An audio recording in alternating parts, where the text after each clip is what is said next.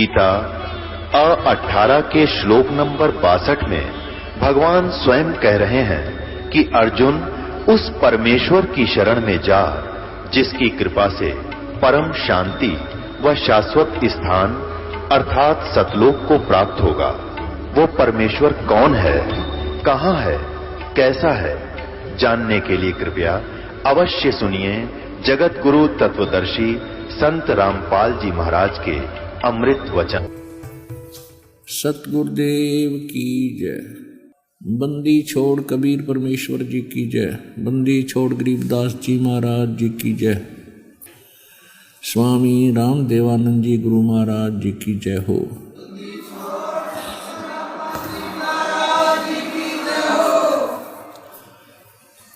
सर्व संगत से प्रार्थना है, सत्संग प्रारंभ हो रहा है। कृपया सत्संग सतल पर शांति पूर्वक विराजमान होकर के श्रद्धा से सत्संग सुने।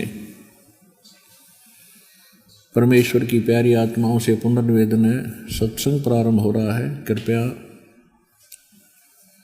सत्संग सतल पर शांति पूर्वक विराजमान होकर के श्रद्धा से सत्संग सुने। सतगुरुदेव की जय। बंदी छोड़ कबीर परमेश्वर जी की जय। बंदी छोड़ गरीबदास जी महाराज जी की जय हो। स्वामी राम देवानंद जी गुरु महाराज जी की जय हो।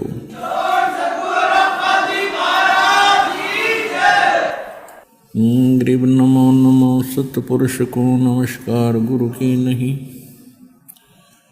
सुर नर मुनि जन साधुआं संतों सर्वसदी नहीं।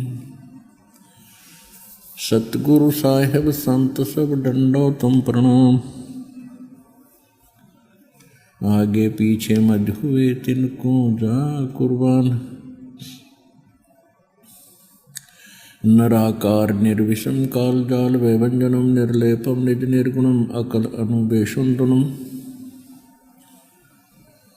सोहम सुरति समाप्तम सकल समाना निर्तल। उज्ज्वल हिरंबर हरदमम बेपरवा अथाह वार पारनी मध्यतम। ग्रीब जो सुमर सिद्ध होई गणनायक गलता ना करो अनुग्रह सोई पारस पद परवाना। आदि गणेश मनाऊं गणनायक देवन देवा। शरण कमल लो लाऊं आदंत करूं सेवा। परम शक्ति संगीतम हृदय सिद्धि दाता सोई। अवगत गुण अतीतम सत्य पुरुष निर्मोही। जगदम्बा जगदीशम मंगल रूप मुरारी। तन मन अर्पों शेषम भक्ति मुक्ति भंडारी। सुर नर मुनि जन जावें ब्रह्मा विष्णु महेशा। शेष सहस मुख गावें पूज्य आदि गणेशा। इंद्र कुबेर सरीखा वरुण धर्म राय धावे। समृत जीवन जी का मन इच्छा फल पावे। 33 कोटि धारा जावें शेष 88। उतरे बहुजल पारा कट है यम की फांसी। 33 कोटि अधारा जावें शेष 88। उतरे बहुजल पारा कट है यम की फांसी। कर जोरूं विनती करूं धरूं चरण पर शीश। गुरु जी राम देवानंद जी महाराज ने दियो नाम बख्शीश। कोटि कोटि सिजदा करूं कोटि कोटि प्रणाम। चरण कमल में राखियों में बांधी जाम गुलाम। कुत्ता हूँ गुरुदेव का, रामपाल दास का नाम, गले प्रेम की जेवड़ी, जाखे चोहा जाऊं। तो करो तो बावड़ू, दूर दूर करो तो जाऊं, जो राखो तो ही रहूं, जो देवो सुख। गुरु बिन माला फेरते, गुरु बिन देते दान, गुरु बिन दोनों निष्फल हैं, चाहे पूछो वेद पुराण।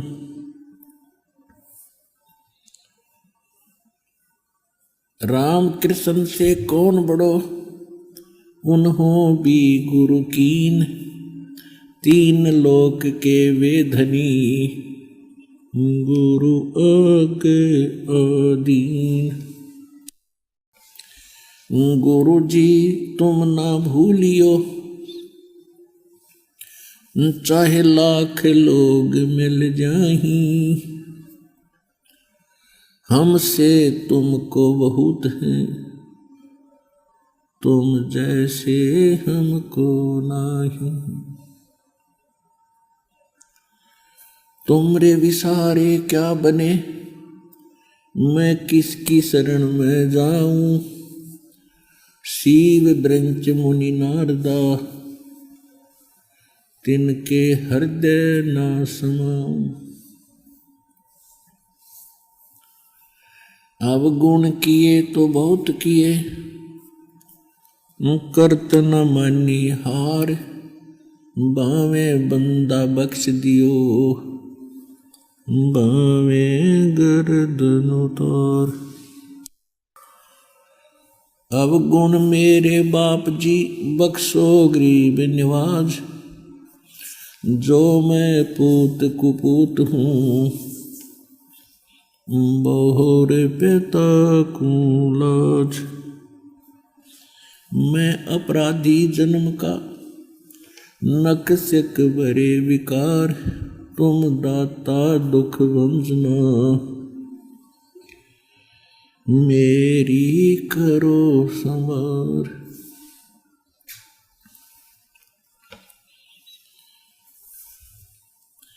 परम पिता परमात्मा पूर्ण ब्रह्म, सारी सृष्टि के रचनहार कबीर देव कबीर साहिब, अल्लाहु अकबर कबीर परमेश्वर जी की असीम रजा से आप सभी पुण्यात्माएं सत्संग सुनने के लिए उपस्थित हुए।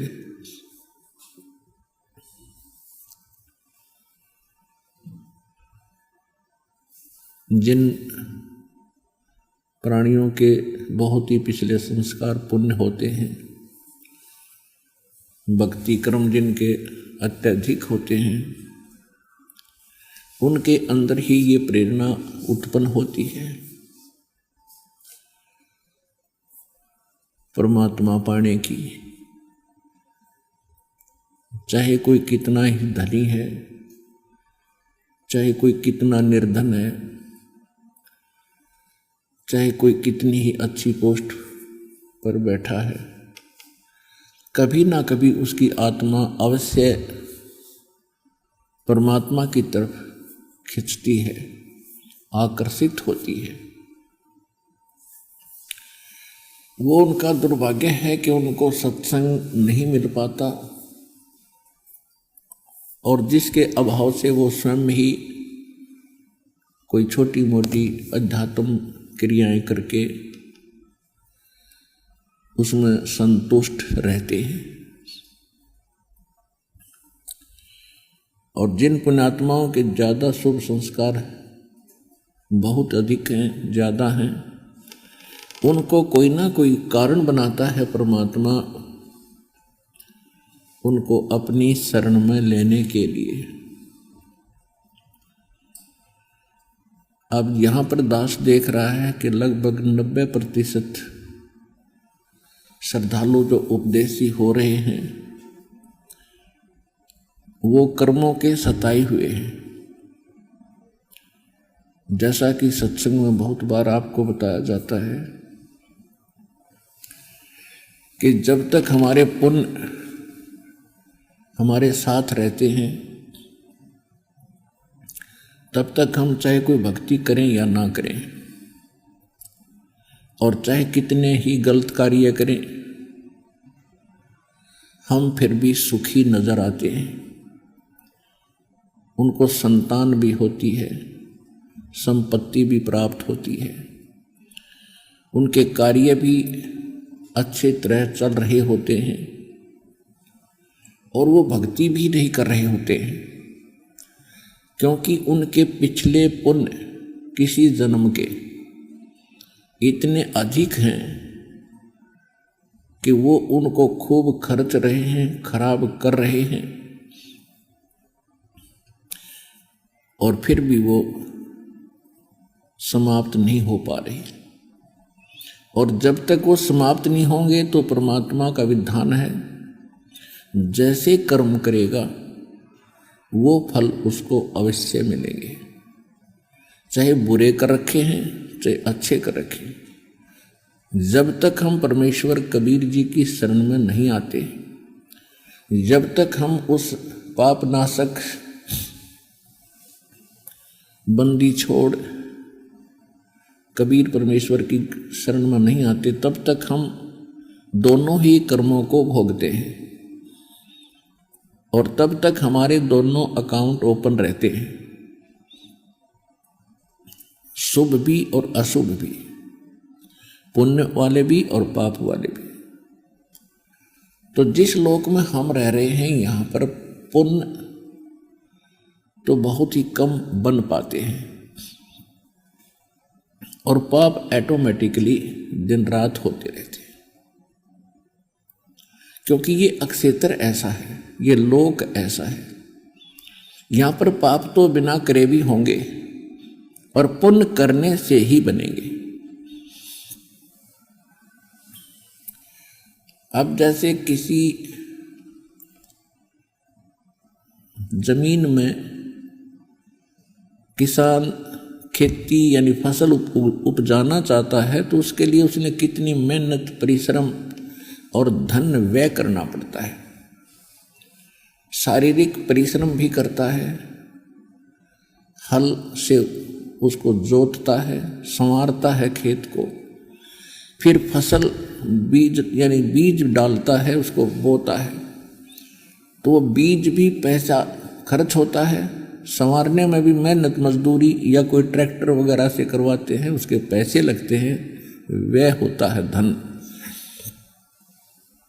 और फिर उसमें सिंचाई करनी होती है, खाद डालना होता है, उसकी रक्षा करनी होती है, उसमें भी धन व्यय होता है, और फिर उसको काट के निकालने के लिए भी धन व्यय होता है।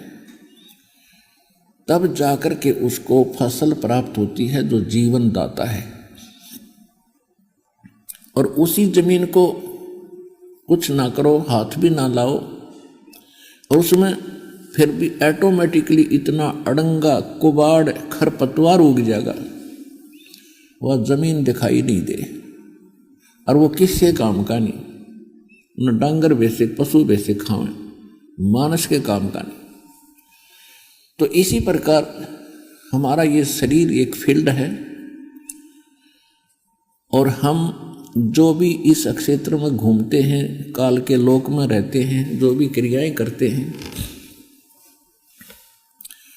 इसमें पाप तो ऑटोमेटिकली हो जाएंगे बिना करे। पृथ्वी ऊपर पग जो धारे, करोड़ जीव एक दिन में मारे। इतने सूक्ष्म प्राणी हैं, इसके जमीन पर उड़ रहे हैं, हवा में जमीन पर चिपके रहते हैं, कि करोड़ जीवों की हत्या करके ये प्राणी विश्राम लेता है। 70 ब्राह्मण की है हत्या, जो चौका तुम देवो नेता। रोज पोछा लगाते हो, चूल्हा चौका चलाते हो, उससे पहले लीपते हो, आजकल तो पोछा लगाया जाता है। उसमें 70 ब्राह्मण जैसी हत्या हो जाती है। अब ब्राह्मण को क्यों साथ लिया इस वाणी में? क्योंकि हमारे धर्मगुरु ये कहा करते थे कि एक ब्राह्मण, ब्राह्मण माने भक्त, की हत्या कर दी जाए तो करोड़ भी मंत्र जाप कर ले तो भी वो हत्या का पाप कटे नहीं। तो परमात्मा बता रहे हैं कि तुम जो साधना आप कर रहे हो वो साधना पाप नाशक है ही नहीं, चाहे लाख करोड़ के चाहे अरब मंत्र जाप कर लियो। और तुम जैसे आप प्रतिदिन पोछा लगाते हो तो उसमें भी तुम्हारे कितने पाप लग जाते हैं। एक चूल्हे के स्थान पर चूल्हा चौका जो देते थे उस स्थान को लिपा करते थे डेली स्वच्छ बनाने के लिए। कहते हैं इतने से पोर्शन में 70 ब्राह्मण की है हत्या, जो चौका तुम देव नेता। और जिस सरोवर तालाब में तुम स्नान करने जाते हो तीर्थ समझकर या वैसे भी स्नान करते हो, ब्राह्मण सेंस हत्या जो हुई 1000 ब्राह्मणों की हत्या होती है, जल स्नान करत हो सो उसमें ना जाने कितने सूक्ष्म जीव रगड़ रगड़ कर तुम मार डालते हो। हरि बाछी पृथ्वी के रंगा, अनंत कोट जीव उड़े विहंगा। और कहते तारक मंत्र कोट जपाई, ये जीव हंसा तुम्हारी उतरे नाई। अपन आत्माओं आपको शंका ना हो जाए कि ये तो फिर हम भी कर रहे हैं और हमें भी ये पाप प्रतिदिन लग रहे हैं। हाँ, ऐसा ही है। जब तक हम गुरु की शरण में नहीं आते तब तक हमारे दोनों अकाउंट ओपन होते हैं। और हमारे ऊपर एक और विशेष कानून लागू है, जैसे किसी ने ड्राइविंग लाइसेंस बनवा रखा है, चालक प्रमाण पत्र, और वो भी रोड पर गाड़ी चला रहा है ड्राइवर, उससे यदि कोई इत्तेफाक से दुर्घटना हो जाती है और किसी व्यक्ति की जान चली जाती है तो सबसे पहले जांच अधिकारी क्या करेगा, उसका लाइसेंस चेक करेगा कि ये चालक है भी कि नहीं, इसने जानबूझकर तो नहीं ठोक दी, अनजान हो ये। जब उसके पास चालक प्रमाण पत्र मिल जाएगा तो 90% वो व्यक्ति बरी हो जाता है कि ये अनजान नहीं है, दुर्घटना का कारण अन्य हो सकता है। वैसे तो 100% ही बरी हो जाता है वो। और जिसके पास चालक प्रमाण पत्र है नहीं और या है तो डुप्लीकेट है, तो उससे यदि ऐसी कोई दुर्घटना हो जाती है तो सीधा जेल जाता है, वो सीधा दंडित होता है। ठीक इसी प्रकार जब तक हम गुरु की शरण में नहीं आते, गुरु जी एक दीक्षा देते हैं, वो चालक प्रमाण पत्र आपका समझो। चालक प्रमाण पत्र उसको दिया जाता है, उसको पहले ट्रेंड किया जाता है, उसकी ट्राई ली जाती है, तब अधिकारी साइन करके देता है कि ये बिल्कुल ओके आदमी है, गाड़ी ठीक चला लेता है, ये जानबूझकर यानी ये दुर्घटना नहीं कर सकता, ड्राइवर बढ़िया हो गया। इसी प्रकार आप जी को पहले वो नियम पढ़ाए जाते हैं जो इस राम नाम की गाड़ी में को लेकर आप चलोगे शरीर को, उस सफर में आप किसी से दुर्घटना ना कर दें, जानबूझकर ना करो, तो वो सब नियम बताए जाते हैं, फाउल पॉइंट बताए जाते हैं, तब आपको दीक्षा दी जाती है। उसके पश्चात यदि फिर भी कोई दुर्घटना यानी कोई जीव हिंसा होती है तो फिर आपको उनका पाप नहीं लगेगा। जैसे हाली खेत में हल जोतता है, एक हलाई होती है 30-40 फुट चौड़ी और 200 फुट लंबा अक्षेत्र, एक एकड़ का 200 फुट लंबा, 30-40 फुट चौड़ा उसको हल जोतने के लिए हाली अपना एक स्थान बनाता है कि इसको पूरा करके फिर नेक्स्ट शेष किले को, एकड़ को, उसके बाद ऐसे बढ़ता जाता है। उसमें कुछ पोर्शन सेलेक्ट करता है, उसको ऐसे बाता चारों तरफ से घुमा कर हल को। ऐसे ट्रैक्टर वाले भी करते हैं। एक हलाई यानी 20-30 फुट बाई 200 फुट में जो हल से प्रयत्न करता है हाली, कहते हैं 1000 कसाइयों जितना पाप उसको लगता है। एक हलाई और सेंसर कसाई, अब ये पाप उसको होता है। फिर उसको पुण्य भी होता है, क्योंकि जब वो फसल पकती है उसमें से दाने अपने आप जमीन पर गिरते हैं, उसको चींटी, पशु पक्षी और खाते हैं, तृप्त होते हैं। तो जब तक हम परमात्मा की शरण में नहीं आते और हम लाइसेंस नहीं बनवाते, यानी संत से दीक्षा नहीं लेते अधिकारी से, तब तक हमें दोनों ही अकाउंट, दोनों ही हमारे संग जो कर्म हैं, पुण्य और पाप, दोनों संग्रहित होते चले जाएंगे।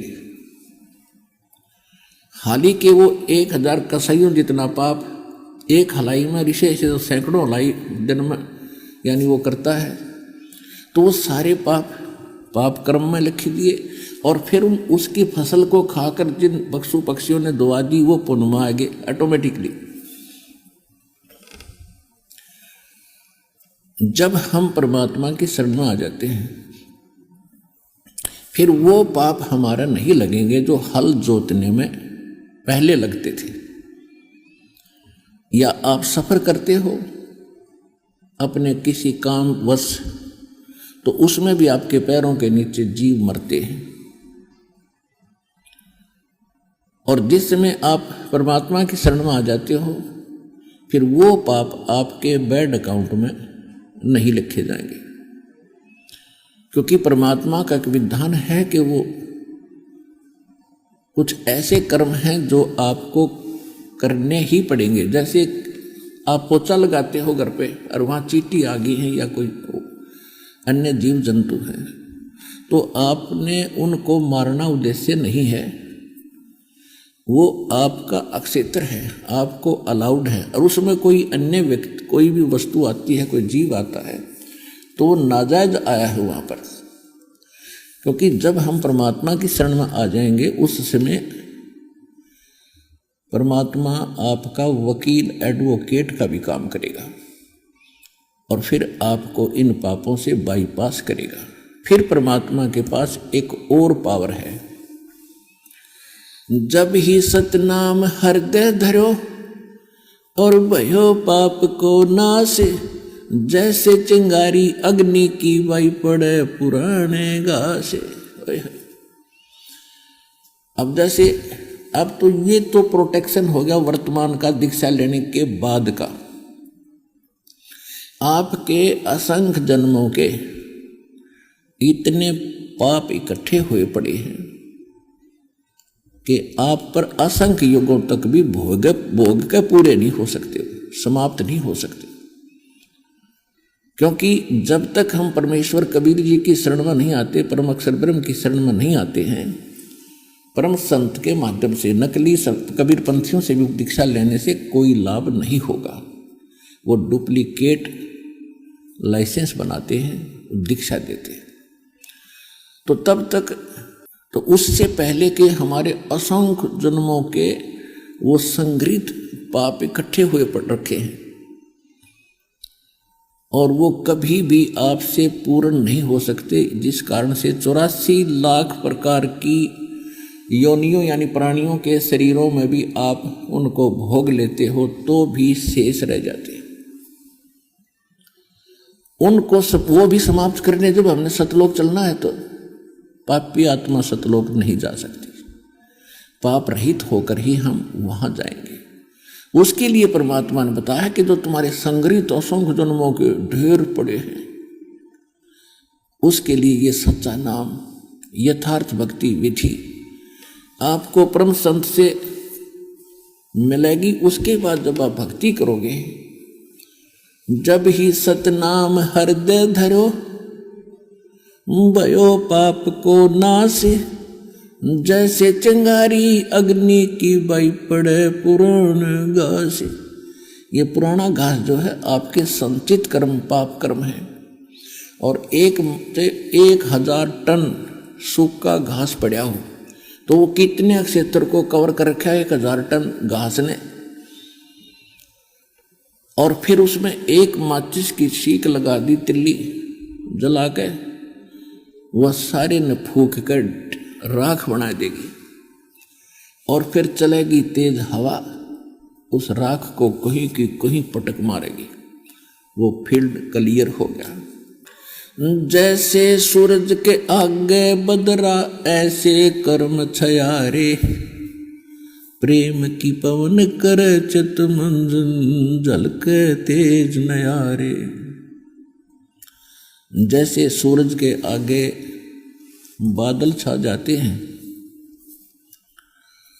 तो सूर्य का प्रॉपर प्रकाश, वो वास्तविक प्रकाश हम प्राप्त नहीं कर पा रहे, और एक तेज हवा चलती है, बादलों को तितर बितर कर देती है, आसमान साफ हो जाता है, तब सूर्य का प्रकाश हम सीधा देख रहे होते हैं।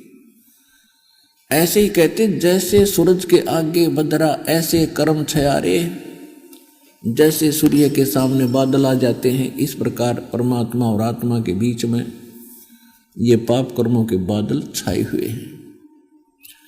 और प्रेम की पवन, प्रेम की हवा चलेगी और करे चितमंजन, फिर झलके तेज नयारे। जब आप इस भक्ति पर लगोगे, जितने आपके पाप खत्म होते चले जाएंगे, जितनी अधिक भक्ति करोगे, जितना अधिक धर्म करोगे, उतनी ही आत्मा साफ होती रहेगी, पाप नाश होते रहेंगे। और जब पाप नाश हो जाएंगे, परमात्मा की जरा सी भी चर्चा कभी चलेगी, कोई भी परमात्मा की कथा हम सुनेंगे, आंखों से ऑटोमेटिकली अश्रु धारा चल पड़ेगी, कलेजा भर भर के आवेगा। तो ये समझ लेना कि अब आपकी वो प्रेम की पवन चल पड़ी, और उससे भी पाप नाश होते हैं। कहते, नाचे गाए किन्हें ना मिलिया, जिन मिलिया तिन रोए। और नाचे गाए भगवान मिला, फिर कौन दुआगन होए। तो इसलिए परमात्मा के पाने के लिए गुरु की एक बहुत विशेष आवश्यकता है, और ये हमारे मानव समाज में सबसे बड़ी कमी है कि मानव समाज को गुरु ही नहीं मिले हैं। जब परमात्मा स्वयं आए थे, वो गुरु कहो, सतगुरु कहो, भगवान कहो, वो तो सर्वे सवा थे। उसके बाद उन्होंने जिन महापुरुषों को अपना परिचय कराया, आदरणीय धर्मदास साहिब जी, आदरणीय मुल्कदास साहिब जी, आदरणीय नानक साहिब जी, आदरणीय दादू साहिब जी, आदरणीय गरीबदास साहिब जी, गांव छुड़ानी जिला झज्जर, और आदरणीय गीसा दास जी, गांव खेखड़ा बागपत मेरठ यूपी वाले, और आदरणीय स्वामी रामानंद काशी वाले। ये महापुरुष भी गुरु थे और सतगुरु थे, लेकिन परमात्मा ने इनको प्रतिबंधित कर दिया था कि अभी इस ज्ञान को डिस्क्लोज ना करना। अपने एफिडेविट लिख दो, जैसा तुमने मुझे जाना है, मुझे देखा है, ताकि बिचली पीढ़ी जब हम भक्ति युग चलाएंगे, उस समय आप एज ए मेरे दृष्टा मेरे बच्चों के सामने रहोगे। तो वो सतगुरु वो भी थे, उनके पास यथार्थ ज्ञान था, यथार्थ भक्ति थी, लेकिन उन्होंने लिख जरूर दिया वाणी। आदरणीय धर्मदास साहिब जी ने यही जड़ी खाई, यही पुड़िया खाई थी जो दास आपको दे रहा है, यही मंत्र जाप किए थे। आदरणीय मुल्कदास साहिब जी ने यही जाप किया था। आदरणीय नामदेव जी को भी परमात्मा मिले थे, उनको भी यही मंत्र दिए थे। आदरणीय नानक साहब जी को भी यही जड़ी प्राप्त थी, वो खुद खाई थी उन्होंने, लेकिन आगे किसी को दी नहीं और ना बताई किसी को, क्योंकि उनको अलाउड नहीं था। उन्होंने उसके साथ साथ भक्ति बनाए रखने के लिए, श्रद्धा बनाए रखने के लिए एक विकल्प दे दिया, वाणी का पाठ और धर्म भंडारे। तो ये धर्म भंडारे, वाणी का पाठ जब तक मूल मंत्र नहीं है, ये ऐसा समझो रोग काटने के लिए। जैसे कोई रोगी है और वो हॉस्पिटल में जाता है, डॉक्टर यानी सबसे पहले उसको, जो दीर्घ रोगी होता है, उसको ग्लूकोज लगाता है। ग्लूकोज पाप यानी रोग नाशक नहीं होती, वो केवल बॉडी को सपोर्ट देती है, उसके पानी को खत्म नहीं होने देती है, यानी उस कारण से उसकी डेथ नहीं होने देंगी, लेकिन रोग नहीं कटेगा। रोग काटने के लिए फिर इंजेक्शन और टेबलेट कैप्सूल वो भिन्न होते हैं। तो ग्लूकोज के साथ साथ फिर डॉक्टर वो भी देता है। तो उन महापुरुषों ने क्या किया कि ये धर्म भंडारे, जैसे हम आपको मंत्र देते हैं जाप करने के, ये तो कैप्सूल समझो, टैबलेट समझो और पीने की दवाई समझो, और जो साथ में आपसे यज्ञ हवन और ये भंडारे कराए जाते हैं, ये ग्लूकोज समझो। ये अनिवार्य है अब आपके लिए, सारे ही ट्रीटमेंट कंप्लीट कोर्स आपके लिए अनिवार्य है, क्योंकि आप इतने दीर्घ रोगी हो चुके हो, आपकी आत्मा इतनी पापों से ग्रस्त हो चुकी है, इतनी वीक हो गई है कि अब ये सभी कुछ करने से भी बहुत देर में आपका जो है रिकवरी होगी, बहुत समय लगेगा आपको ऊपर उठने में, और नहीं तो ये भक्ति नाश करते जीवन नाश हो ही रहा था। तो उन महापुरुषों ने ये काम कर दिए। परमात्मा की प्रेरणा थी, कोई गीता जी का पाठ करता था, कोई जपजी साहिब का पाठ करते थे, वाणी का पाठ करते थे, कोई वेदों के मंत्र, ओम भूर्भुवः स्वः युग सिलेक्ट कर लिया, एक यजुर्वेद अध्याय 36 का मंत्र 3, इसको बना दिया गायत्री मंत्र, ओम नाम जोड़ के। तो इस तरह की जो हम सदग्रंथों की जो वाणी पढ़ा करते, उनसे हमारे ग्लूकोज लगा रहा। और फिर हम आगे जय गणेश देवा, हनुमान चालीसा, संतोषी माता की आरती, ये तो यूजलेस थी, कुछ भी लाभ नहीं होना था। सदग्रंथों के पठन पाठन से, स्वाध्याय करने से ज्ञान यज्ञ यानी ग्लूकोज का काम चलता लगा रहा। और जो भंडारे करते हैं ये भी ग्लूकोज है। और रोग काटने के जो मंत्र हैं वो उन्होंने दिए नहीं, इसलिए नहीं दिए कि ये अभी डिस्क्लोज नहीं करने थे। और उधर से ग्लूकोज लगा के चले गए नानक साहिब जी पूरे सिख समाज को। वो ग्लूकोज अब तक काम कर रहा है कि उनके अंदर आस्था है भगवान की। और ऐसे इन महापुरुषों से परमात्मा ने प्रेरणा कर कर आकर अपने भक्तों के लिए प्रेरणा करवा दी कि गीता का नित्य पाठ किया करो, वेद मंत्रों का जाप किया करो। तो इससे करने से ये ग्लूकोज इनका लगी रही। उधर से परमात्मा ने दया करी, वो 5 नाम की नमाज ये काल से लेकर आया हजरत मोहम्मद। तो वो नमाज क्या है, वो भी वाणी का पाठ है, वो भी एक ग्लूकोज ही लगी है, उस मूल मंत्र नहीं उनके पास। तो उससे क्या रहा कि मानव के हृदय में परमात्मा की तड़फ बनी रही और आत्मा जीवित रही भक्ति के सत्र में। भक्ति के लिए ये जीवित रही भक्ति इस आत्मा के अंदर, ये समझो। और अब इस दास को भेज दिया सर्जन बनाकर, पूरा जानकार वैद्य बनाकर। अब ग्लूकोज तो साथ चलेगी ही चलेगी, साथ में ये रोग नाशक कैप्सूल भी आपने खाने पड़ेंगे। तो वो कैप्सूल जो है ये पाप नाशक हैं।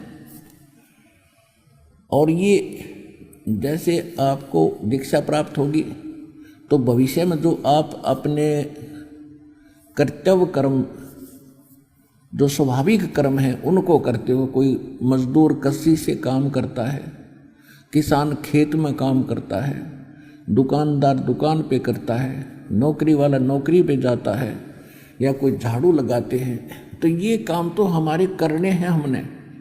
पहले ये भी पाप लिखे जा थे एक ड्राइविंग लाइसेंस ना होने से, अब ये नहीं लिखे जाएंगे आपके।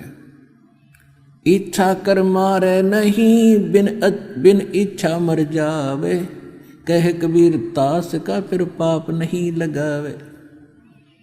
जान के नहीं मारे नु बैठा हो और चिट्ठी आएगी उसकी मार दी पकड़ के, यह चिट्ठी है जानबूझ के पैर टेक रखता हुआ जावे नहीं। जितना संभव हो सके पैर बचाने की चेष्टा करें। और रास्ते में आप जा रहे हो, जैसे हम खासकर खेतों में देखते हैं, उसी रास्ते से चींटियाँ आती हैं और उसी रास्ते से मनुष्यों को जाना पड़ता है। तो कोशिश करें न चींटी पैर बचा बचा के रखे, और फिर भी कोई मर जाती है, आपका इच्छा मारना नहीं था तो उसका पाप आपको नहीं लगेगा। जब आप पोछा लगाते हो, आपका उन जीवों को मारना उद्देश्य नहीं है, उन हानिकारक जीवों से बचने का उद्देश्य है। आपकी बॉडी में कोई डिफेक्ट होता है, कोई रोग लगता है, तो जीवाणु ही होते हैं वहाँ जो आपकी बॉडी को नाश करने पर तुले हुए होते हैं। उनके लिए जो गोली टैबलेट हम खाते हैं, औषधि खाते हैं, वो उन जीवाणुओं को ही मारती है। तो वो दुश्मन थे हमारे बॉडी के, और उसके लिए उनको मार देना वो पाप नहीं है। जानकर मारा नहीं, चाहे सर्प भी आपके सामने आ जा, इच्छा कर मारा नहीं। आपके घर में घुस जा और आपको लगे कि ये डस सकता है, तो उसको कोशिश करो निकालने की, नहीं निकला तो बेसिक मार दो, उसका पाप नहीं। तो इस तरह के हमने कर्मों को बचाना है और परमात्मा के विधान अनुसार हमने अपनी भक्ति को चलाना है। जब ही सतनाम हृदय धरो, अब रहे संचित कर्म।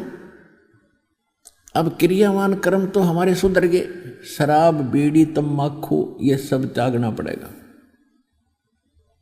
क्योंकि जो हम और तो पाप करें थे, जैसे वो तो हुए थे अपने स्वाभाविक कर्मों से, और हम ये न्यारे पाप और करें थे, हुक्का पीना, तम्बाकू सेवन करना, सिगरेट बीड़ी पीना, मदिरा मांस खाना, तम्बाकू या भुक्की सुल्फा गांजा पीना, भांग पीना, तो ये पाप और अलग से हैं, ये भयंकर पाप थे। ये भी हम पैरेलल कर रहे थे, तो ये सारे छूट गए, तो हम कितने पापों से बच गए।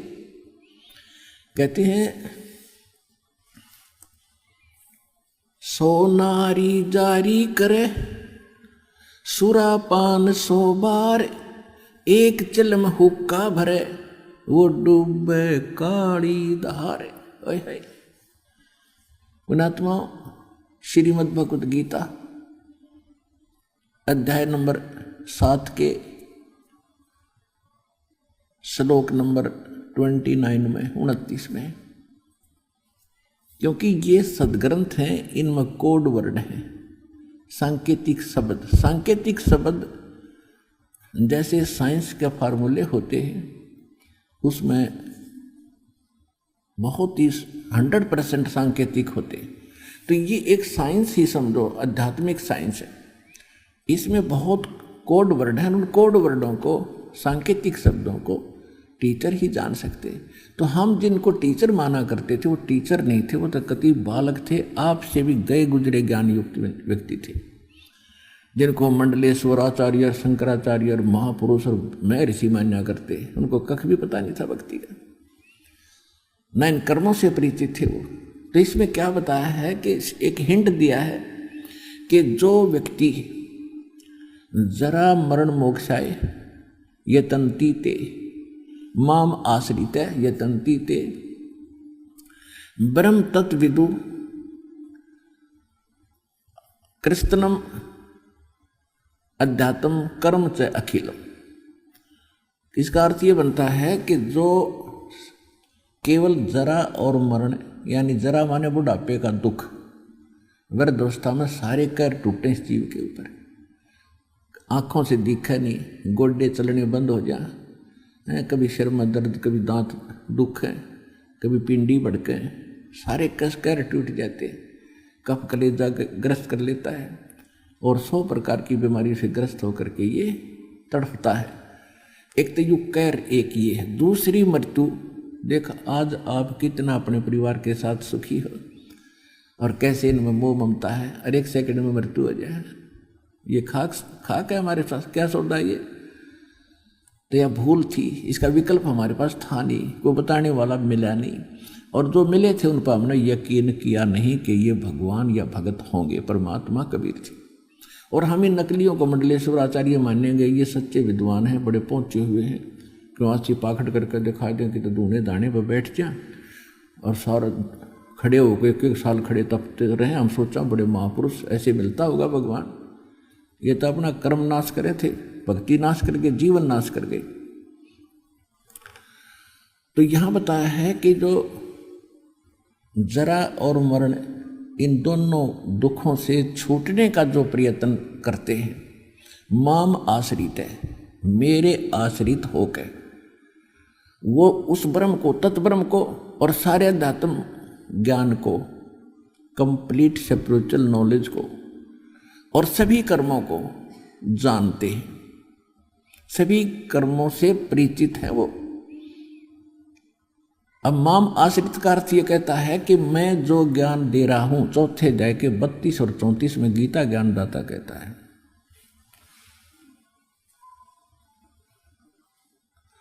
कि परमात्मा स्वयं अपने मुख कमल से एक यथार्थ ज्ञान और इन आध्यात्मिक इन यज्ञों की यानी अनुष्ठानों की जानकारी विस्तार से बोलते हैं, बताते हैं, और उनके अनुसार अनुष्ठान करने से सभी पापों का नाश होता है। वो तत्व ज्ञान है, उसको मैं नहीं जानता, गीता ज्ञानदाता कहते हैं। चौथे अध्याय के 34 में कहा कि उस तत्व ज्ञान को किसी तत्वदर्शी संतों के पास जाकर समझ, उनको दंडवत प्रणाम करने से और कपट छोड़ के उनसे प्रसन्न करने से वो तत्वदर्शी संत तुझे उस तत्व ज्ञान का उपदेश करेंगे। तो ये कहता माम आश्रित जरा मरण मोक्षाय यतंती माम आश्रित यतंती ते, जो मेरे इस ज्ञान का आश्रय कर लेता है और तत्वदर्शी संत की खोज कर लेता है, वो व्यक्ति जरा और मरण से ही छूटने के लिए प्रयत्न करता है। वो संसार की किसी वस्तु की इच्छा नहीं करता, क्योंकि वो उस तत्ब्रह्म से और सारे अध्यात्म मार्ग से और सभी कर्मों से परिचित हो जाता है। तो ये अब दास साहब बताने जा रहा है आज कि ये एक और पाप हम साथ करया करते। कहते हैं 100 नारी जारी करे और सुरापान 100 बार, एक जलम हुक्का भरे वो डूबे काड़ी धार। ये सूक्ष्म वेद बता रहा हूं जो गौड़ जीवन कबीर भगवान का दिया हुआ आदरणीय गरीबदास साहिब जी को दिया, जो उन्होंने पहले बोल रखा था कि 12वें पंथ के प्रवर्तक द्वारा संवत 1774 में उसका जन्म होगा। उसके द्वारा मेरी महिमा की वाणी पुनः प्रकट की जाएगी, क्योंकि बीच में जो परमात्मा स्वयं बोल कर गए थे 600 वर्ष पहले कबीर सागर में, कुछ इन कबीर पंथी नकली कबीर पंथियों ने उसमें घुसपैठ कर दी थी। उसकी पूर्ति के लिए परमात्मा ने वो ज्यों का त्यों ज्ञान पुनः अपनी प्यारी आत्मा आदरणीय गरीबदास साहिब जी को फिर दिया। उस सूक्ष्म वेद को जो दास अब आपको सुना रहा है। 100 नारी जारी करे और सुरापान 100 बार, ओए होए, एक चलम हुक्का भरे वो डूबे काली धार। एक हुक्का भरकर देने वाले को, यानी तमाकू सेवन करने वाले का सहयोग देने वाले को कितना पाप लगेगा। पीने वाले का तो बेड़ा गर्क होगा, उसमें सहयोग देने वाले को कितना पाप लग रहा है, ये सूक्ष्म वेद बता रहा है। सुरापान मद मांसाहारी गवन करें भोगे पर नारी, 70 जन्म कटेंगे शीशम, साक्षी साहिब है जगदीशम। सुरापान जो शराब पीते हैं, मांस आहारी जो मांस खाते हैं और पर नारी को भोगते हैं, कहते उनके साथ क्या होगा, उनका 70 जन्म उनके सिर कटेंगे। कोई बकरा बनेगा या कोई वैसे किसी कारण से, जैसे आप सुना होगा एक बार विद्यार्थी जा रहे थे, यानी किसी इंटरव्यू देने के लिए ट्रेन पर बैठे जा थे ऊपर चढ़कर, और आगे कोई कारीगर रिपेयर करके कुछ ऊपर नो के नो एंगल छोड़ गए, और ट्रेन तो निकल सके थी, उस पर बैठे व्यक्ति हानि होगी उनके कहते सैकड़ों व्यक्तियों के शर अलग हो गए। तो इस तरह की दुर्घटनाओं में फिर उनकी मृत्यु होगी, या फिर कहीं वो ऐसे मारा जाएगा, कभी बकरा कभी मुर्गा बनेगा, कभी जोटा भैंस बनेगा, कसाई काटेंगे। तो कहने का भाव ये है कि सुरापान मदमांसाहारी और गमन करे भोगे पर नारी, 70 जन्म कटेंगे शीशम, साक्षी साहिब है जगदीश। गरीबदास जी कहते हैं मैं अपने जगदीश कबीर भगवान की को साक्षी रख के कह रहा हूं कि ऐसे पाप करनियों को ये दंड मिलेगा। पर द्वारा स्त्री का खोले, 70 जन्म अंधा हो डोले। एक पर नारी के साथ गमन करने का, विलास करने का कितना पाप बताया है कि 70 जन्म वो अंधे की योनि पाओगा, चाहे मनुष्य बन के या गधा बन के या कुत्ता या सूअर बन के। पर द्वारा स्त्री का खोले, 70 जन्म अंधा हो डोले। ओए होए मदरा पीवे कड़वा पानी, 70 जन्म समान के जानी। ओए होए एक बार शराब पीता है तो 70 जन्म कंटिन्यू कुत्ते की योनि में जाओगा एक बार। और जिसने बोतल की बोतल खाली कर रखी है उसका तो पता नहीं 1000 जन्म हो गएगा, 2000 जन्म कुत्ते के, और कुत्ते का जन्म तो एक कब तेरा। अब तो अफलातून पी के घुटी ला के शराब की और टीटी पाक जाए, और पत्नी रोवा खड़ी खड़ी कि ये रोटी खा ली ना मरेगा। वह थाली लेकर जाएगी, रोटी खा लो, और वो मारेगा ठोकर, दूर आ जा। वो पड़ेगी सारा दूर जाके पड़ेगा भोजन, और फिर उस दुष्ट आत्मा के साथ क्या होगा, कुत्ता बन के क्या खाएगा। जब तो ठोकर मारा था थालियों के, कुत्ता बनेगा, और फिर भूख लगेगी, सारी रात भौंकेगा, गली में पड़ेगा गर्मी सर्दी में। सुबह उठते ही कहाँ जाता है कुत्ता, रसोई में। मैं कहा उसने भोजन की, ऐसे ऐसे करके सीधा जाएगा जैसे कोई टोकनी है कोई नहीं, कोई भूख लग रही डट्टा जाना। अब वहाँ रसोई में अब कौन पढ़ने दे उसको, मूर्ख को। कोई देख लेगा घर का सदस्य, पहले उसको करेगा तो, और वो कानों पर घटाड़ा करे, भूख लग रही जोर की, सीधा ही चल पड़ता वो। फिर उठा कर लठ उसके कड़े में ठोकेगा कमर में, फिर ट्या ट्या ट्या करता जाएगा गली में। फिर कुछ देर के बाद कुछ भूल सी पड़ेगी डंडे की, फिर सोचेगा भूख तो क्यों अंदर है ही, फिर दूसरे मकान की तरफ चलेगा। वहाँ उसके भाग और दुर्भाग्य, उसने कोई टूक मिले या लठ मिले या जूत मिले। जब वहाँ भी उसकी सेवा लठ से होगी तो फिर वो प्रयत्न छोड़ देता उस दिन का, फिर वो बाहर भागता जंगल की तरफ। वहाँ क्या खाता है, टट्टी खा के आता है। अर्ध पी कर शराब मारा था ठोकर, तो ये कर्म याद दिलाए जाते। मदरा पीवे कड़ुआ पानी, 70 जन्म समान के जानी। अब विचार करो, 100 नारी जारी करे और सुरापान 100 बार, एक चिलम हुक्का भरे वो डूबे कारी धार। ओए होए एक पर नारी गमन करने का, पर नारी के साथ दुर्व्यवहार करने का, दुराचार करने का कितना पाप बता, 70 जन्म अंधा हो डोले। और मांस खाने वाले का सुरापान मदमांसाहारी है, और गमन कर्म हो गए नर नारी का। पर नारी 70 जन्म कटेंगे शीशम, और साक्षी साहिब है जगदीश।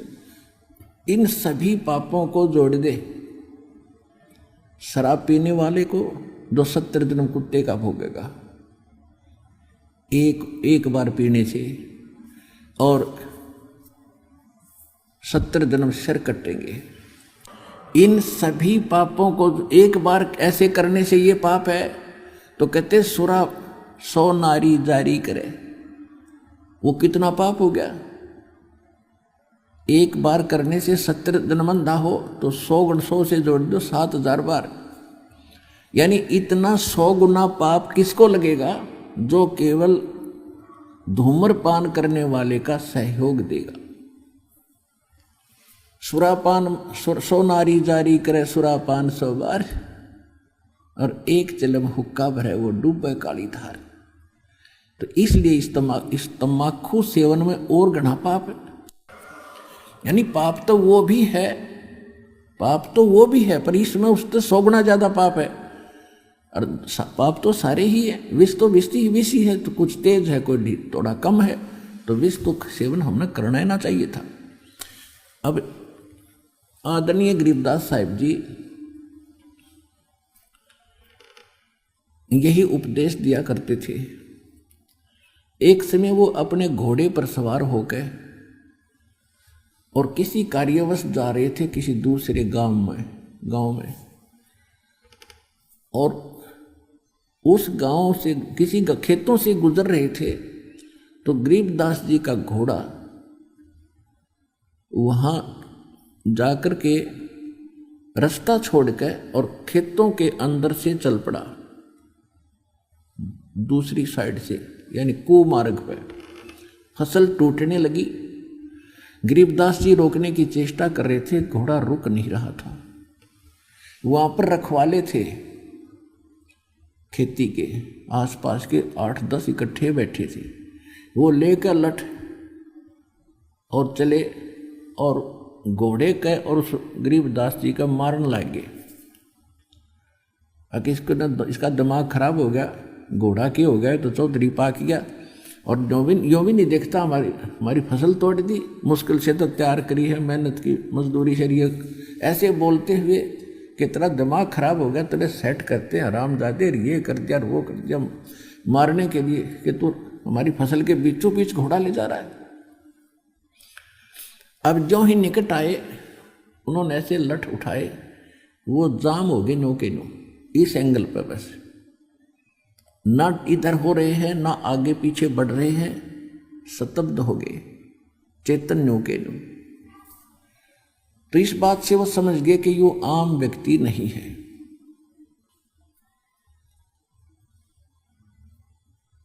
तो गरीबदास जी कहने लगे, भाई क्यों मारना आए थे मुझे तुम? वो कहने लगे, जी पहले हमने कुछ नॉर्मल करो तो बोलेंगे, हमारी तो सांस भी ना आती हमें। ने बोला लेकर दिए नॉर्मल।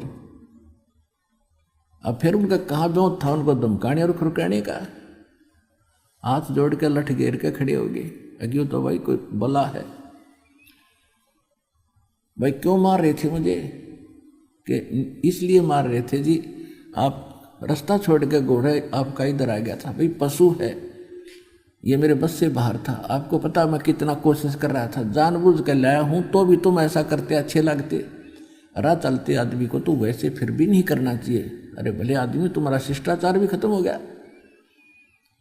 मैं कोई जानबूझ कर नहीं ले जा रहा था, घोड़ा पशु है, काबू से बाहर हो गया। तो वो कहने लगे, जी घोड़ा आपके काबू से बाहर नहीं हो सकता, आप तो कोई परम शक्ति है। परमात्मा बोले, न्यों पूछो मेरा घोड़ा क्यों इधर हुआ, पर न्यों पूछ लो तुम। अब ये बताओ कि तुमने जिस खेत के बीचों बीच रास्ता जा रहा था, उस एकड़ जमीन में इस फसल से पहले क्या बीज रखा था? वो बोले, जी तम्बाकू बो रखा था, तम्बाकू। तो मेरा घोड़ा उस तम्बाकू की बदबू से बेदक गया, और तुम मनुष्य होकर उसने नाकों में सूड़ो। धिक्कार है तुम्हारे जीवन को, तुमसे तो ये पशु अच्छा जो उससे इतनी नफरत करता है, और तुम ये तोप धरे बैठे उकटे, बंद करो इनको। ये वो तो सारे डर गए, जो कहोगे वे कर देंगे जी, कि आगे से तम्बाकू नहीं बोओगे। यही इसका मूल मंत्र है इस बुराई को खत्म करने का। अब जब तो नहा भर ली, भाई बाबा जी है, कोई तगड़ी शक्ति युक्त व्यक्ति है, ठीक है जी, जैसे आप कहोगे वैसे ही कर लेंगे। और जब वो न सोची रख गया तो वो चले गए। वो तो चलेगा पर लो हुक्का। आप अपने हुक्टों के पास गए, वो सारे टूटे पाए, वो हुक्के कई कई टूक हो रहे उनके टुकड़े। तो उन्होंने गांव में आकर बताई। गांव वाले बोले भाई क्या हुआ, कैसे ऐसे कहानी बनी। एक महापुरुष थे, उन्होंने ये कहा आज के बाद हुक्का ना, तम्बाकू प्रयोग ना करिए इस गांव में, ये नुकसान बहुत हो जाएगा। तो गांव वालों ने सोचा भाई ये तन्नो ये कहीं जाकर, उनकी बात सुनने के बाद भी उनका ना यकीन हुआ, तो सब गांव के हुक्के टूट गए अपने आप। फिर भी किसी ने लाने की कोशिश की तो उनको हानि होने लगी। उसके बाद उस गांव में हुक्का बंद हो गया। यहाँ जींद के पास एक गांव है, मेरा नाम याद कोई नहीं, भूल गया उसका। उस गांव में आज कोई खेड़ी खैड़ी गांव है जींद के पास, उसमें आज तक भी हुक्का प्रयोग नहीं करते। तो कहने का भाव यह पुण्यात्माओं, उन महापुरुषों ने हमें यह शिक्षा दी है और ये उनके ऊपर रहम किया, उस पाप से मुक्त कर गए, वो उनकी पीढ़ी भी बचा दी इस पाप से। बाकी मोक्ष तो बहुत दूर की बात है, इतना पाप भी हल्का ही हुआ एक तम्बाकू पीने से, ऐसा जुल्म। और आप पता नहीं कितने कितने हुक्के और सिगरेट पीते थे, बीड़ी पीते थे, तो कितने पाप इकट्ठे आपने कर रखे हैं जैसे। और दूसरा फिर ये बताया इसमें, इसको इतना हानिकारक क्यों बताया है अध्यात्म मार्ग में। जैसे परमात्मा को पाने के लिए हमारी सुषुम्न नाड़ी खुलनी चाहिए। ये इला है और ये पिंगला, राइट को इड़ा कहते हैं, लेफ्ट को पिंगला, यानी श्वास दो चलती हैं। और ये आगे जा कर के इनके बीच में एक तीसरा एक सुराख है, बिल्कुल सुई की नोक टिके ऐसा होता है वो तीसरा, उसको सुषुम्ना नाड़ी कहते हैं, सुषुम्न द्वार है वो। और जब हम हुक्का पीते हैं, सिगरेट तम्बाकू प्रयोग करते हैं, तो वो सबसे पहले उस रास्ते को बंद करता है जिससे हमें भगवान पाना है। तो सबसे बड़ा हानिकारक इस मनुष्य जीवन के लिए, मनुष्य मानव जीवन के लिए इस तम्बाकू को इसलिए भी एक सबसे दुश्मन बताया है, सबसे भयंकर शत्रु बताया है। इसका तो आसपास भी कोई पी रहा है उसके पास भी नहीं बैठना चाहिए, ऐसा बताया।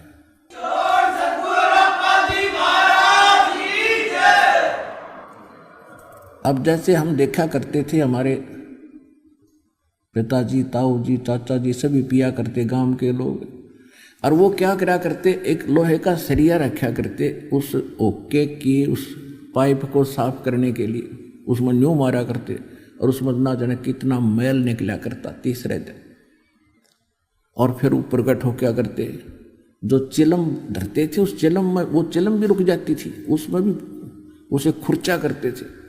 और वही धुआं फिर हमारे अंदर जाता, श्वासों के माध्यम से हुक्का मुंह तो प्योर नाकों में निकालना, ढूंढा ठावें, और वो फिर उस द्वार को बंद करता जो भगवान पाने का है, जिसको तो खोलना चाहिए था हमने। तो इसलिए तम्बाकू सबसे खतरनाक है। और ये जितने पंथ हैं, राधा स्वामी पंथ, वो शिवदयाल जी हुक्का पीवे, राधा स्वामी पंथ का प्रवर्तक वो खुद हुक्का पीवे, ये सारे हुक्का बीड़ी पीवे, तो ये सतलोक चले जाएंगे। इन सबसे पहले वो द्वारा खत्म बंद कर लिया जिससे पार होना था। बात करें तिरकुटी बजाने की, बोला हम तो सीधे तिरकुटी बजाएंगे, जा लिए तिरकुटी बजा। तो पुण्यात्माओं, इन बुराइयों से सबसे पहले आपको बचाया जाता है, जिससे आपके कितने पाप खत्म हो गए। सतगुरु के उपदेश का लाया एक विचार, जय सतगुरु मिलते नहीं हम जाते नरक द्वार। नरक द्वार में दूत सब फिर करते खेचा तान, उनसे कभू ना छूटता फिर फिरता चारों खानी। चार खानी में भरमता कभू न लगता पार, सो फेरा सब मिट गया मेरे सतगुरु के उपकार। सात समुद्र की मसी करूं और लेखनी करूं बन राय, धरती का कागज करूं गुरु गुण लिख्यो न जाए। सतगुरु के सिजदे करूं कर्म छुटाए कोट, और जो ऐसे सतगुरु की निंदा करे जम तोड़ेंगे ओठ। अब कहते हैं सतगुरु के सिजदा करूं यानी कुर्बान जाऊं ऐसे महापुरुष पर जिसने हमारे करोड़ों पापों से छुटकारा करा दिया, करोड़ों पाप छुटवा दिए, बचा दिए उन पापों से। और ऐसे महापुरुष की कोई भूल से भी निंदा करता है, कहते वो इतना अपराधी हो जाएगा, उसको यम के दूत इतना बेरहमी से पीटेंगे कि उनके होठों को भी सुजा दिया जाएगा डंडे मार मार के। हालांकि कोई आदमी किसी को खुरकाता धमकाता भी है तो ऐसे स्थानों पर मारता तो ज़्यादा हानि ना हो। और होठों पर जो मार रहा है वो कितना क्रोधित होगा, यानी वो कितना निकम्मा आदमी पीटा जा रहा होगा, जिसका कितना लागो मुंह पर लागो चे शर्मा लगो, उसको कितना बेरहमी से पीटा गया है, तो कितना अपराधी था यमदूतों ने जो पीटा। तो यहाँ कहते हैं कि ऐसे व्यक्ति जो ऐसे महापुरुष की निंदा करते हैं फिर वो बहुत ज़्यादा दंडित होंगे, एक्स्ट्रा दंडित होंगे। अब क्या बता रहे हैं कि सतगुरु के उपदेश का भाई लाया एक विचार। जब आंखें खुल गई, ज्ञान समझ में आया, तो फिर पिछला इतिहास समझ में आवा है, पिछली सारी बातें झांक कर देखनी पड़ती है इस आत्मा ने कि सतगुरु के उपदेश का लाया एक विचार। और जय सतगुरु मिलते नहीं जाते नरक द्वार।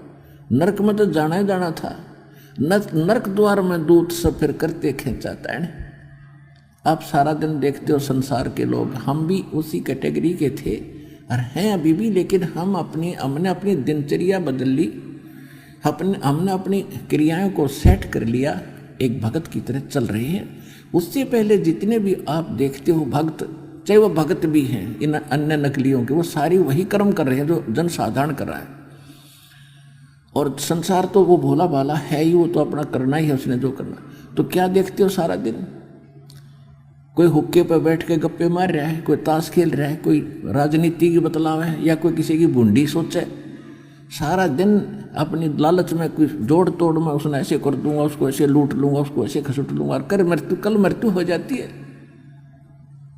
वो बकवाद तो गई साथ, वो पाप तो ले गया घसीट के, अब जो बकवाद करके जो धन संपत्ति जोड़ी थी वो चला गया भाई छोड़ के। तो ये बातें अब समझ में आऊंगी आपके। अब क्या कहते हैं कि सतगुरु के उपदेश का भी लाया एक विचार, और जय सतगुरु मिलते नहीं हम जाते नरक द्वार। अब जब यहाँ से ये अपराधी लोग जाते हैं, चाहे को प्रधानमंत्री है पूरी पृथ्वी का, राष्ट्रपति है चाहे सारी पृथ्वी का, और जब तक उसके पुण्य है तब तक वो पद प्राप्त है। जब पुण्य और सांस खत्म होंगे उसके पल्ले कुछ नहीं रहेगा, पाप इकट्ठे होंगे जो भक्ति नहीं करके जाता। फिर उसकी बात जो पकड़ के ले जाते हैं यमदूत और धर्मराज के सामने पेश करके, और फिर उसका अकाउंट तो वहाँ कैलकुलेटेड मिलता है, क्योंकि एक डेली की आपकी जो भी दिनचर्या है एक एक सेकंड का वहाँ फैक्स हो रहे हैं आपके सब। जैसी सोच भी रखते हो वो भी आपके अकाउंट में डिपॉजिट हो रही है, डेली कॉपी जा रही है सेकंड की। तो वहाँ जाते ही कैलकुलेटेड मिलता है इतने पुण्य इतने पाप, और ये इसका प्रतिफल, जाइए नरक में। तो नरक वाले तो वहाँ ढेर के ढेर होते हैं, हजारों, कोई 50, 60, 70 हज़ार की संख्या। तो उनको यम के दूत आदेश होते ही उस न्यायाधीश का, डांगरों ने जैसे पशु घेरा करें, फाटक में रोक क्या करें, चारों तरफ से घेर लेते। 12 करोड़ हैं वो यम के दूत, और उनको ले चलते हैं। चलो अब नरक के निकट जाते हैं ना आगे वाले, और वहाँ हाहाकार मची हुई है, होय होय बुरा हाल। तो वापस भागते हैं, और पीछे तो वो लठ मारे सीधा कितने लाग गए उनका सूक्ष्म शरीर में। ये मरता नहीं प्राणी, पर पीड़ा बहुत होती है, और उनको जबरदस्ती उसमें ठोक कर फाटक बंद कर देते हैं। अब वहां खेचा ताने वो यम के दूत पाछत कुटे वो वापस बाजे तो वह खेचा ताने वो और भयंकर दुख है। कहते 4 खाने नरक द्वार में दूत सब वहां करते खेचा तान और उनसे फिर कबूल नहीं छूटता। उसके बाद फिरता 4 खानी यानी 4 प्रकार से जीव उत्पन्न होते हैं। उनके 4 विभागों में बांटा, 4 उनके पार्ट बनाए हैं। जैसे कोई जेर से उत्पन्न होते हैं, जैसे मनुष्य कुछ अंडे से उत्पन्न होते हैं, इस प्रकार से कोई अपने आप सवतत उत्पन्न हो जाते हैं, जैसे डोरा सुरसी या अमीबा वगैरह। इस तरह 4 विभागों में बांटा गया है कि 4 प्रकार से उत्पत्ति होने वाले इन सभी प्राणियों के शरीरों में हमने जाना पड़ता। जब सतगुरु ना मिलते, नकली गुरुओं से लिया हुआ नाम भी सहयोग नहीं देगा। नरक द्वार में दूत सब करते खेचा तान, उनसे कबू ना छूटता फिर फिरता 4 खान। 4 खानी में भ्रमता फिर कबू न लगता पार, सो फेरा सब मिट गया मेरे सतगुरु के उपकार। होय होय। कहते इतने पापों से इतने दुखों से परमात्मा उस सच्चे सतगुरु ने बाईपास निकाल दिया मेरे को। और ऐसे सतगुरु की 7 समुद्र की मसी करूं और लेखनी करूं बन राय, धरती का कागज करूं गुरु गुण लिख्यो न जाए।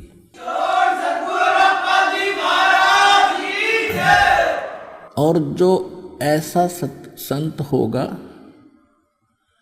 वो या तो स्वयं परमात्मा ही होते हैं, कबीर परमेश्वर आए थे, या फिर उनका विशेष कृपा पात्र उनका कोई दास गुलाम होगा जिस पे उस परमेश्वर की विशेष रजा होगी, वही इन बुराइयों से छुटा सकता है। नहीं तो शिक्षा तो पिता भी देता है अपने बच्चों को अच्छी, लेकिन उन शिक्षाओं पर ना वो स्वयं चल सकता है ना बच्चे चल पाते।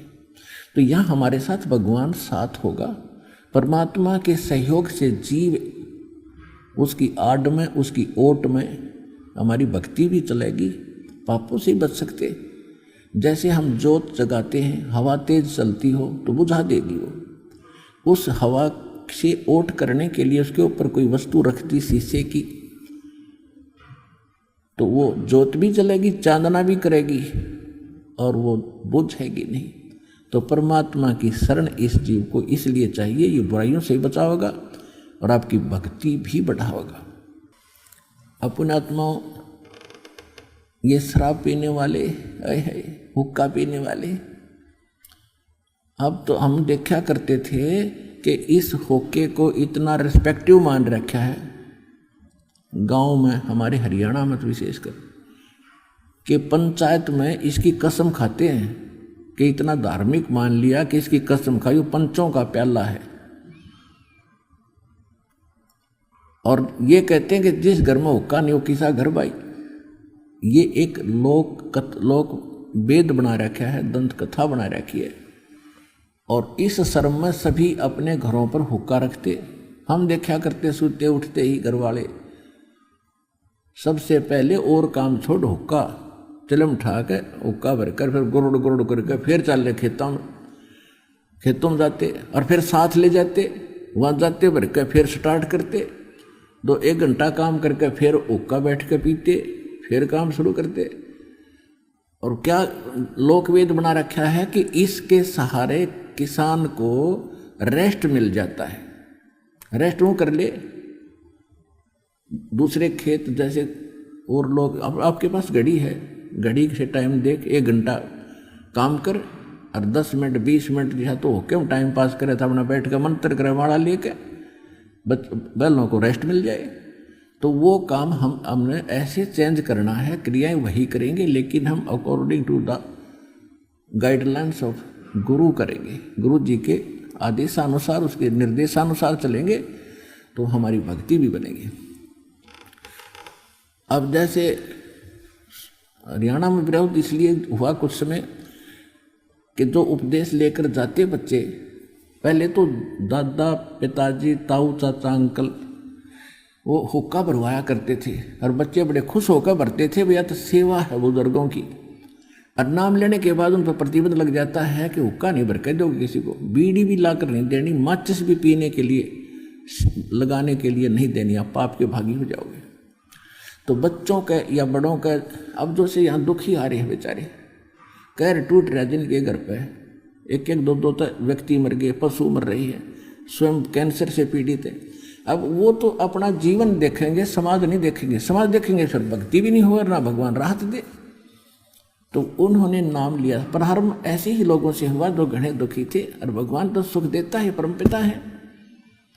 तो लेकर नाम गए, जाते उन्होंने वो सब मर्यादाएं अपनी पालन की। तो वो निंदा के पात्र बन गए आसपास में कि ये कैसे कैसे भगत बने हैं रामपाल के, बूढ़ों की सेवा भी नहीं करते, बूढ़ों का हुक्का नहीं भरते हैं, ये तो कमाल के आदमी हैं। ऐसा निकम्मा है वो, तो ऐसी शिक्षा देता है बच्चों को, बूढ़ों की सेवा से बंद कराता है। बूढ़ों की सेवा ये विष खवाने से नहीं होती। बूढ़ों की सेवा करो, उनके पैर दबावे, उनका सिर मालिश करे, उनको चाय पिलावे, दूध पिलावे, कपड़े धो दे, ये जहर खवाना जरूरी है बूढ़ों की सेवा। तो जिस कारण से, क्योंकि उनको ज्ञान नहीं, और जो भक्त ये ज्ञान सुनकर जाता है उसको तो घड़ी दूर तक का दिखाई देता, भविष्य का भी दिखाई देता, तो वो फिर सहयोग नहीं करता। इसलिए जगत और भगत में हमेशा ही ये एक झगड़ा रहा है, और जिसने ये जंग जीत लिया हो गया सफल। कहते मात पिता सुत स्त्री और आलस बंधु काण, संत मिलन को जब चले ये अटकावे आण। इनका अटकाया अटके नहीं भाई, संत मिलन को जाए, कहे कबीर सो संत है भाई आवागमन नसाए। मात पिता जैसे छोटे बच्चे हैं, मात पिता उनके लिए बाधक होते हैं जिनको ज्ञान नहीं, और बच्चों को जल्दी शीघ्र ये ज्ञान होता है। ज्ञान सुनते ही जल्दी आत्मा उनकी अच्छाई और बुराई को शीघ्र ग्रहण करती है। बच्चे बुरी संगत में पढ़ते हैं तो बुराई को भी बहुत बड़ी शीघ्रता से ग्रहण करते हैं, और अच्छी संगत में आते हैं। आप देखते हो यहाँ पर कैसे बताते हैं उनके बच्चे।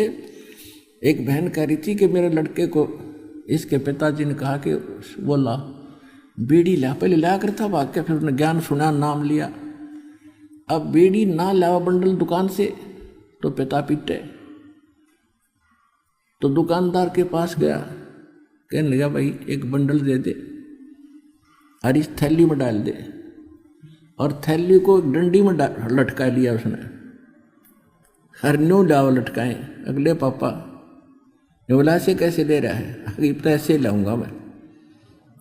ने बोला बात बता। अगर मैंने नाम ले लिया और जब बीड़ी का हाथ लाऊं, मेरा तम्बाकू का हाथ भी ला दिया ना, मेरा पाप नाम टूट जाएगा। तो वो भगत बता रहा था कि पहले दिन तो मुझे बड़ा गुस्सा आया कि अच्छा नाम लेकर आए तो सेवा करनी भी छोड़ देंगे। फिर मैंने सोचने पर विवश होना पड़ा कि ये बच्चा कितनी अच्छी शिक्षा ग्रहण करके आया है कि ये बुराई के निकट भी नहीं जाएगा। तो मैं मजबूर हो गया, 2-4 दिन खूब सोचा मैंने इस विषय पर, और फिर उसके बाद उससे मैंने मंगवाया नहीं कुछ भी, और एक दिन उसने भी आके दीक्षा ले ली, बुराई छूटी। अब क्या कहते हैं गांव वाले, जिनको ज्ञान नहीं, वो गांव वाले चाहे शहर वाले एक जैसी होते हैं।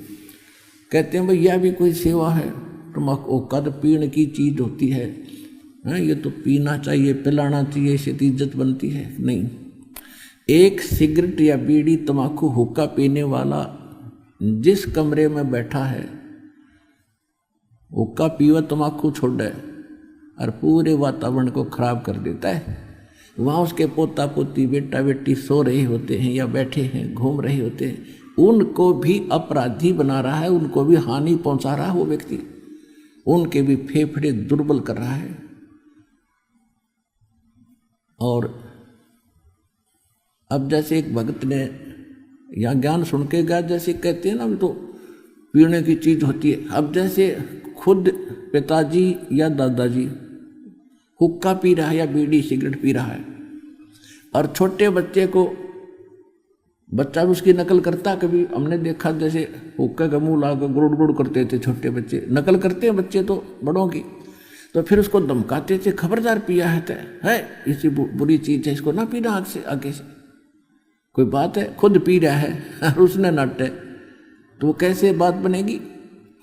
और यदि ऐसी अच्छी वस्तु है तमाकू और हुक्का, तो क्या अपने पुत्र बेटा ने, बेटी ने, पोतियों ने पिला उनको सबको। अगर तू इसको इतना अच्छे मानता है, एक अच्छी वस्तु मानता है, तो पिला। नहीं, एक बुजुर्ग यानी घर का सदस्य अपने छोटे पोते को, पोती को, बेटे या बेटी को दूध पिलाता है और वो थोड़ा सा पी कर छोड़ देता है, तो उसको बार बार पिलाता, और पी बेटा थोड़ा सा पी, देख थोड़ा सा रहेगा, पी ले सारा। अब वो उसको जबरदस्ती पिलाता है क्योंकि वो बहुत लाभदायक वस्तु है। और हुक्के ने नाटे और खुद पीवे, और फिर नौकर रामपाल छुटवा है, इसलिए वो तो निकम्मा आदमी है।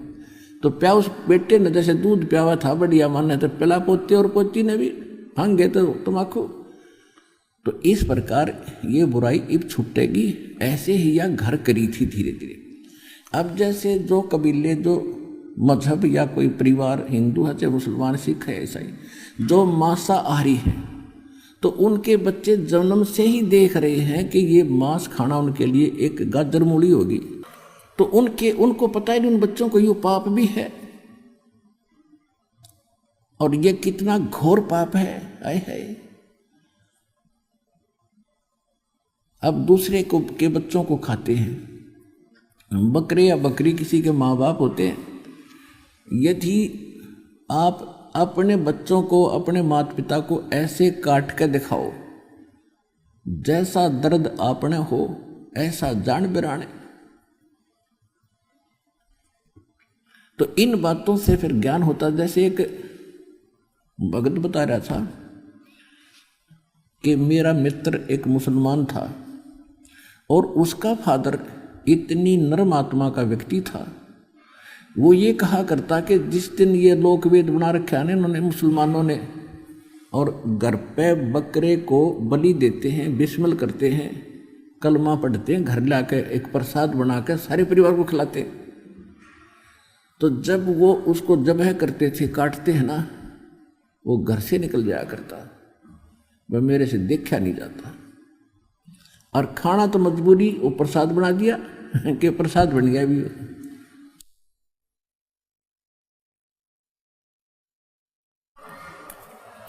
और क्या लोकवेद बना रखा है इन मुल्ला और काजियों ने कि हम बकरे को बेरहमी से नहीं मारते। हिंदू लोग तो झटके से मारते हैं, वो तो बेरहमी से मारते।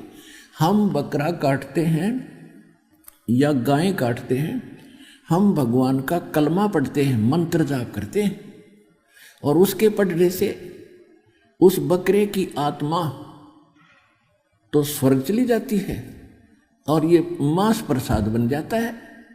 ऐसा लोक वेद बना रखे। तो इस सूक्ष्म वेद में बताया है कि हे मुल्ला या काजी, जय या रू तन भीष्ट पठाई, तो कर तदबीर कबीला भाई।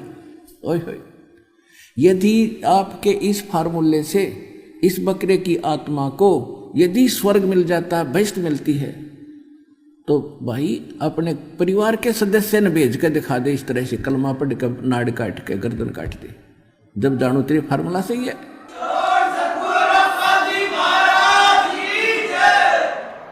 कहते एक बकरा, एक मुल्ला मस्जिद में कूके और एक पुकारे बोका, और इनमें कौन स्वर्ग को जागा, हमको लगा है धोखा।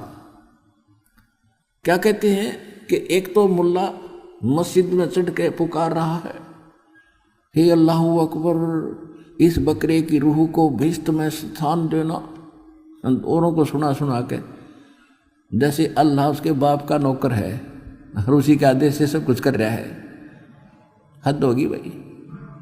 और एक बकरा अपनी जान न रो रहा है, मैं मार रहा है, वो काट रहे धीरे धीरे, वो कलमा पढ़ रहे हैं, वो रो रहा है। ला तुम्हारी गर्दन करें कलम, वो कलमा भी पढ़ डाएंगे, सारी बात करेंगे, आज धर गर्दन हमारे पास ला है कल कोई। तो कबीर साहब ये कहा करते थे और इसी का उन्होंने विरोध किया था हिंदू और मुसलमानों ने। कहते हैं मांस खावें सो ढेढ़ सब, मद पीवें सो नीच, और कुल की पर दुर्मति पर हरे, नाम राम कहे सो ऊंच।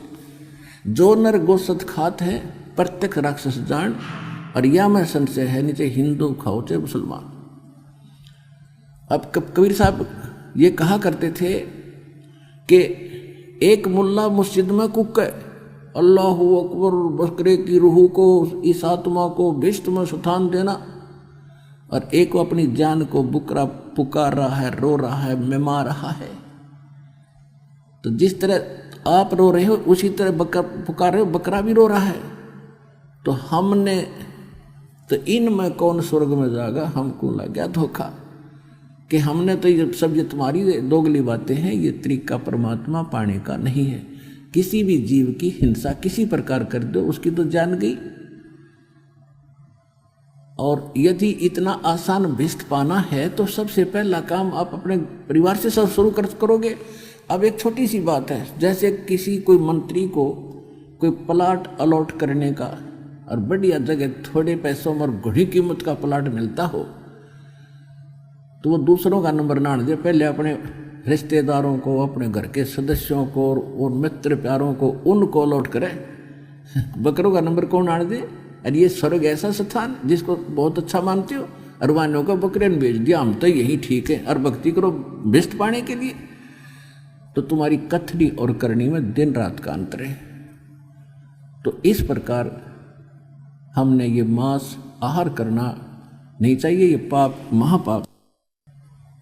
अब ये शराब पीने वाले है यहाँ कम से कम भी ये जितने तकरीबन सभी 90% वो भक्त हैं जो लगभग ये सभी विकार किया करते थे, और आज परमात्मा की कृपा से उनके आशीर्वाद प्रसाद से आत्मा को नफरत होगी, ग्लानि होगी ऐसे घिनौने कर्मों से, रिश्वतखोरी से, चोरी और जारी से, और ये मांस आहार, सुरापान, भांग, तम्बाकू, सुल्फा, गांजा, ये सारी भुक्की वगैरह सब त्याग दी, क्योंकि ये नर आहार नहीं, ये राक्षसों का आहार है।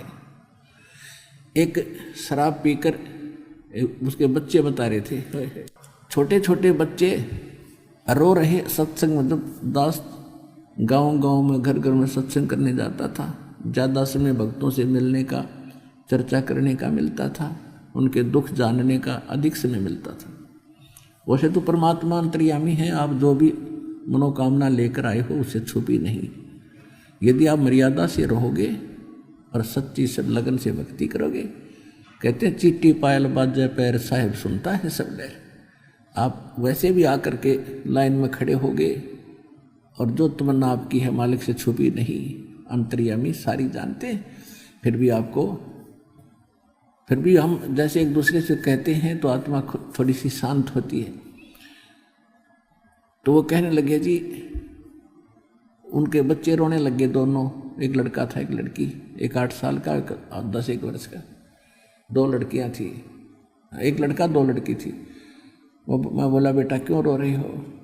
तो उसकी माँ भी रोने लगी, उनकी दादी थी साथ में, कहने लगी इनका बाप ईसा निकम्मा है, बढ़िया नौकरी है, डेली शराब पी का आता है और घर पर खाने को दाने नहीं इसका इन रो रही है। फिर वो बेटी, दोनों बच्चे तीनों रो रहा कर रुक गए, कहने लगे जो मेरा पापा आता है ना मेरी माँ को पीटता आते ही, क्योंकि माँ कह देती होगी भाई तुम मत पिया कर, और शराबी ने नो टोक दे उसको बाकी नहीं रहती। और उसका फर्ज भी बना कहने का बेचारी का भाई क्यों नाश कर दिया, तू बच्चे भूखे बैठे तू टीटी पाक का आ गया। तो रोज पीटता उसने नशे में। तो बच्चे कहते हैं पापा आता ना हम तो चारपाई के नीचे छुप जाते हैं डरते। अरे तेरा गजब भैया, बच्चों को तो पापा का इंतजार होना चाहिए, पिताजी आओगे, कोई केले लाओगे, कोई फ्रूट लाओगे और द्वार पर खड़े पाने चाहिए। और उस राक्षस को देखकर बच्चे रस्सी उस चारपाई के नीचे घुस रहे हैं। तो पुण्यात्माओं धीरे धीरे फिर मालिक की दया हुई, उसने भी दीक्षा ली, नाम ले लिया, बुराई छोड़ दी कुछ ही दिनों के बाद उसके घर में सारी चीज होगी, मोटरसाइकिल खरीद ली।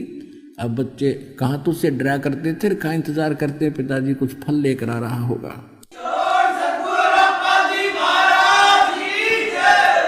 तो फिर वो भक्त कहता है जब उसकी वो शुद्धि में आया, उसकी बुराई छूट गई और इस मनुष्य जीवन में आया वो, तब कहता है जी आप परमात्मा कबीर जी की दया से स्वर्ग तो मेरे घर में इब्बा हो गया, वर्तमान में हो गया। और वह माई भी कह रही थी, और जहां आप ले जाने के लिए कह रहे हो वो सतलोक, वो सुख तो फिर न्यारा ही होगा। और इसे जीवन में हम स्वर्ग तो मेरे घर में आज हो गया, कैर टूट रहा था। अब रोता है वो व्यक्ति उस गए हुए समय को जो वो गलतियां करता था। तो परमात्मा कहते हैं जब भी समझ में आ जाए इस मनुष्य जीवन के रहते कुछ भी नहीं बिगड़ा है, और फिर लगा है वो भक्ति पर, हो क्या बात की। तो पुण्यात्मा इस ज्ञान से और इस भगवान से और इस सच्चे मंत्र और जाप, इन क्रियाओं से आपका ये जन्म भी सुधरेगा, लोक और परलोक दोनों सुखी होंगे आपके इस सच्चे भगवान की शरण में।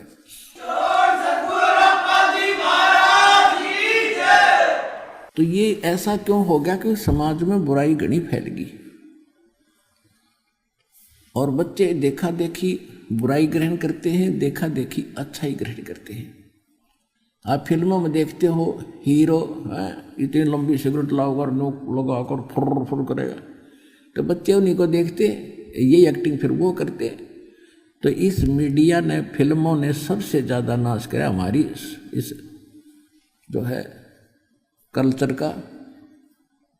इन्होंने हमें असभ्य बना दिया, और उन्हीं को देख देख के कोई कैसी ड्रेस पहनते हैं, कोई कैसी ड्रेस पहनते हैं, कोई ऐसी बकवास करते हैं। तो उस बुराई को तो काल ने पैदा करना ही था, क्योंकि भक्ति युग आ गया, सबको बर्बाद करना था, बुराइयों से ग्रस्त करना था, भक्ति से हीन करना था, नकली संत भेज के इनको कति अज्ञान से भरना था। लेकिन अब समर्थ के पास वो क्रेन है तो कितना अड़ंगा डाल रखे और सारी न काट देगी और कति स्वच्छ कर देगा भगवान।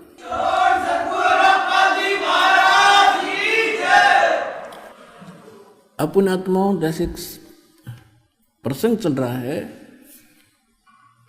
कि हम जैसे कर्म करते हैं वैसा ही फल हमें प्राप्त होता है। वो फल हमें तब तक प्राप्त होता है जब तक हम परमेश्वर कबीर जी की शरण में नहीं आते। परमेश्वर कबीर जी की शरण में आने के बाद ये करोड़ों पाप तो हमारे वैसे ही समाप्त हो जाते हैं। जो आप डेली करा करते हुक्का बीड़ी तम्बाकू शराब भांग पी के, और फिर सोच भी अच्छी नहीं रखते थे, हमसे कितने ऊपर थे, ठीक दिखा थे। अब हमारी अंदर की सोच भी सुधर गई। हम किसी का बुरा नहीं सोचते, हम सोचें भला हो किसी का, ना कर सके तो बुरा तो सोचना ही नहीं। और भला कैसे सोचते हैं कि आप और तो कुछ कर नहीं सकते, क्योंकि हम किसी को इतना धन भी नहीं दे सकते कि उसने धनी बना दिया, क्यों अपना भी बहुत छोटा है, और घना हो तो भी ये काम नहीं हो सकता। रही बात जैसे एक सबसे बड़ा धन हम उसको ये दिला देते हैं, उसको ज्ञान समझाते हैं, उसके पास जाते हैं, सबसे आप नाम लेकर ज्ञान होने के बाद इस प्राणी की ऐसी चेष्टा होती है कि जहाँ तक मेरी पहुँच है, कोई भाई है, बहन है, रिश्तेदार, रिलेटिव है, सबको बताऊं और ये ज्ञान समझाऊं, इनका उद्धार कराऊं। देख कितनी अच्छी सोच होगी।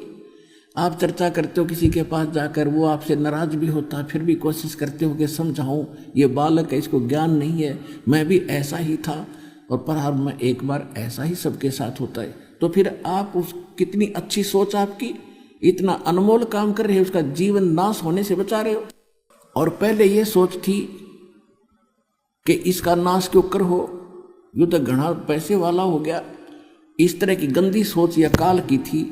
और इब दयाल ने जो हमारी सोच बदल दी, हम भला सोचते हैं, बुरा नहीं सोचते, क्योंकि हम किसी का बुरा सोच कर भी नहीं कर सकते, क्योंकि उसने तो अपना कर्म प्राप्त होना है। और यदि हम किसी का बुरा सोचेंगे या करना चाहेंगे, हम कर भी नहीं सकेंगे और पाप के भागी साथ हो जाएंगे। इसलिए हमें भी ये एक टॉर्च, एक रोशनी, एक प्रकाश भगवान के ज्ञान का ये भी साथ है हमारे। तो ये हमें ये गलतियां नहीं करने देगा। हम कोशिश करते हैं भला हो, बुरा तो हमारे इस डिक्शनरी से ही चला गया। तो फिर हम कितने पापों से बच गए। तो कहने का भाव ये है कि जब तक हम परमात्मा की शरण में नहीं आते तो हम अपना किया हुआ कर्म ही प्राप्त करते हैं, और परमेश्वर की शरण में आने के बाद फिर हम पाप कर्म को नहीं भोगेंगे और केवल पुण्य हमारे शेष रह जाएंगे। कैसे? जैसे पहले एक मेडिसिन की खोज नहीं हुई थी, एक दवाई की। जैसे खेत में खेती बीजता है, खेती बोता है किसान, उसमें खरपतवार भी बहुत उग जाता है। पहले उसका कोई विकल्प नहीं था, वो खरपतवार भी और फसल भी साथ ही पका करते थे उसके अंदर ही, गेहूं में। और अब एक ऐसी मेडिसिन दवाई होगी है कि उसमें डाल देते हैं खेती में, वो खरपतवार को फूंक देती है और फसल को हानि नहीं करती। वो खरपतवार खत्म हो गया, जल गया, और फसल स्वस्थ होगी, क्योंकि न स्वस्थ है और ज़्यादा, क्योंकि पहले वो हानि कर रहा था खरपतवार, उस खुराक ले रहा था उसकी, वो बच गई, वो और मजबूत और बढ़िया उपजाऊ यानी घनी उपज बनी। इसी प्रकार पहले हमारे इन सदग्रंथों में जो हम शिरोधार्य मानते थे, वेद और गीता, पुराण, कुरान, बाइबल, इनके अंदर वो मंत्र नहीं थे जिनसे पाप नाश हो सके। वो केवल अन्य लाभ अवश्य देते थे, उसमें पाप भी साथ फले थे खरपतवार की तरह। अब परमात्मा का वो सतनाम और सारनाम ऐसा है, इन पापों को नाश कर देगा, पुण्य सुरक्षित आपके ज्यों के तो रह जाएंगे फसल की तरह। तो ये तरीका, ये डिस्कवरी आज हुई है इस दास के माध्यम से। परमात्मा ने तो पहले ही दे रखी थी, लेकिन उसका पता नहीं था हमें। अब जैसे आज वैज्ञानिकों ने जो दवाई की खोज की है, ये तो मटेरियल ये पहले भी उपलब्ध थी, लेकिन बना नहीं पाए थे। तो इसी प्रकार ये हमारे सदग्रंथों में, ये सभी सदग्रंथों में ये मंत्र उपलब्ध थे, लेकिन कहीं कहीं रखे थे। तो उनको तो वैद्य ही या वैज्ञानिक ही बना सकता है। वो दवाई, वह औषधि इस दास ने तैयार कर दी, यानी खोज ली भगवान की बताई हुई, और इसको खाओ और अपना कल्याण कराओ, मोक्ष प्राप्त करो। अब परमात्मा जब आए थे, प्रत्येक को ज्ञान समझाया करते थे। हिंदुओं को भी कहते थे कि तुम सत साधना ना करके गुमराह किए हुए हो इन भोली आत्मा। हिंदुओं के गुरुओं को कहते थे कि तुम इन भोली आत्माओं को भ्रमित किए हुए हो।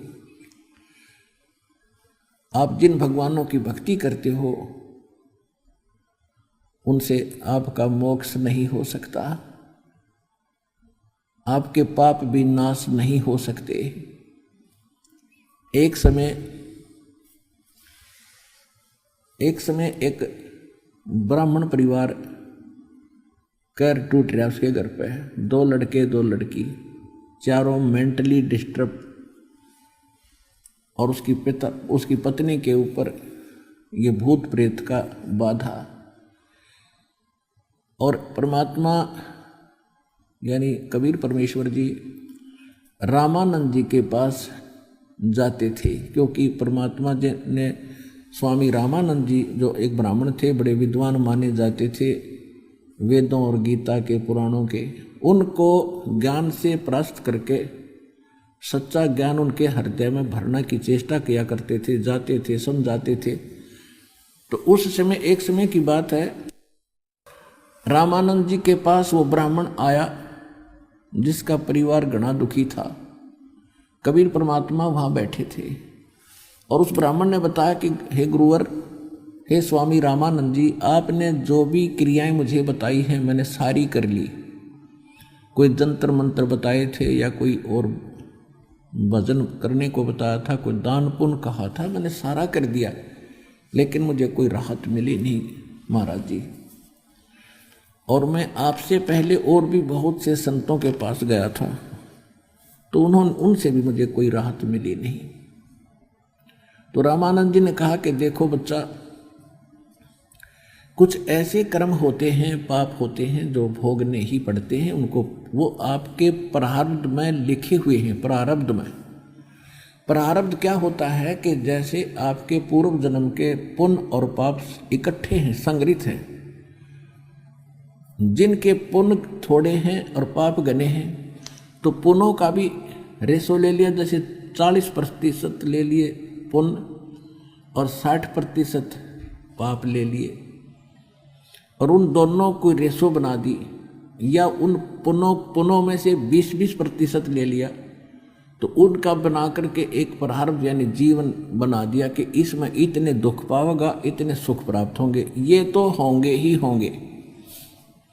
इसको प्रारब्ध बोलते हैं, जो किस्मत में लिख दिया, मस्तिष्क में जो रेख लिख दी, अंकित कर दिए, ये तो भोगने पड़ेंगे। रामानंद जी कह रहा था कि बेटा इन क्रियाओं से भी तुझे राहत नहीं मिली तो ये साधना जो तूने की है इससे कोई राहत नहीं मिली, तो तेरे प्रारब्ध के पाप कर्म हैं, ये तो तुझे भोगने पड़ेंगे आजीवन। अब वो हताश हो गया और कहा बेटा भक्ति तो करनी चाहिए, करता रहे। अब परमात्मा बैठे थे, स्वामी जी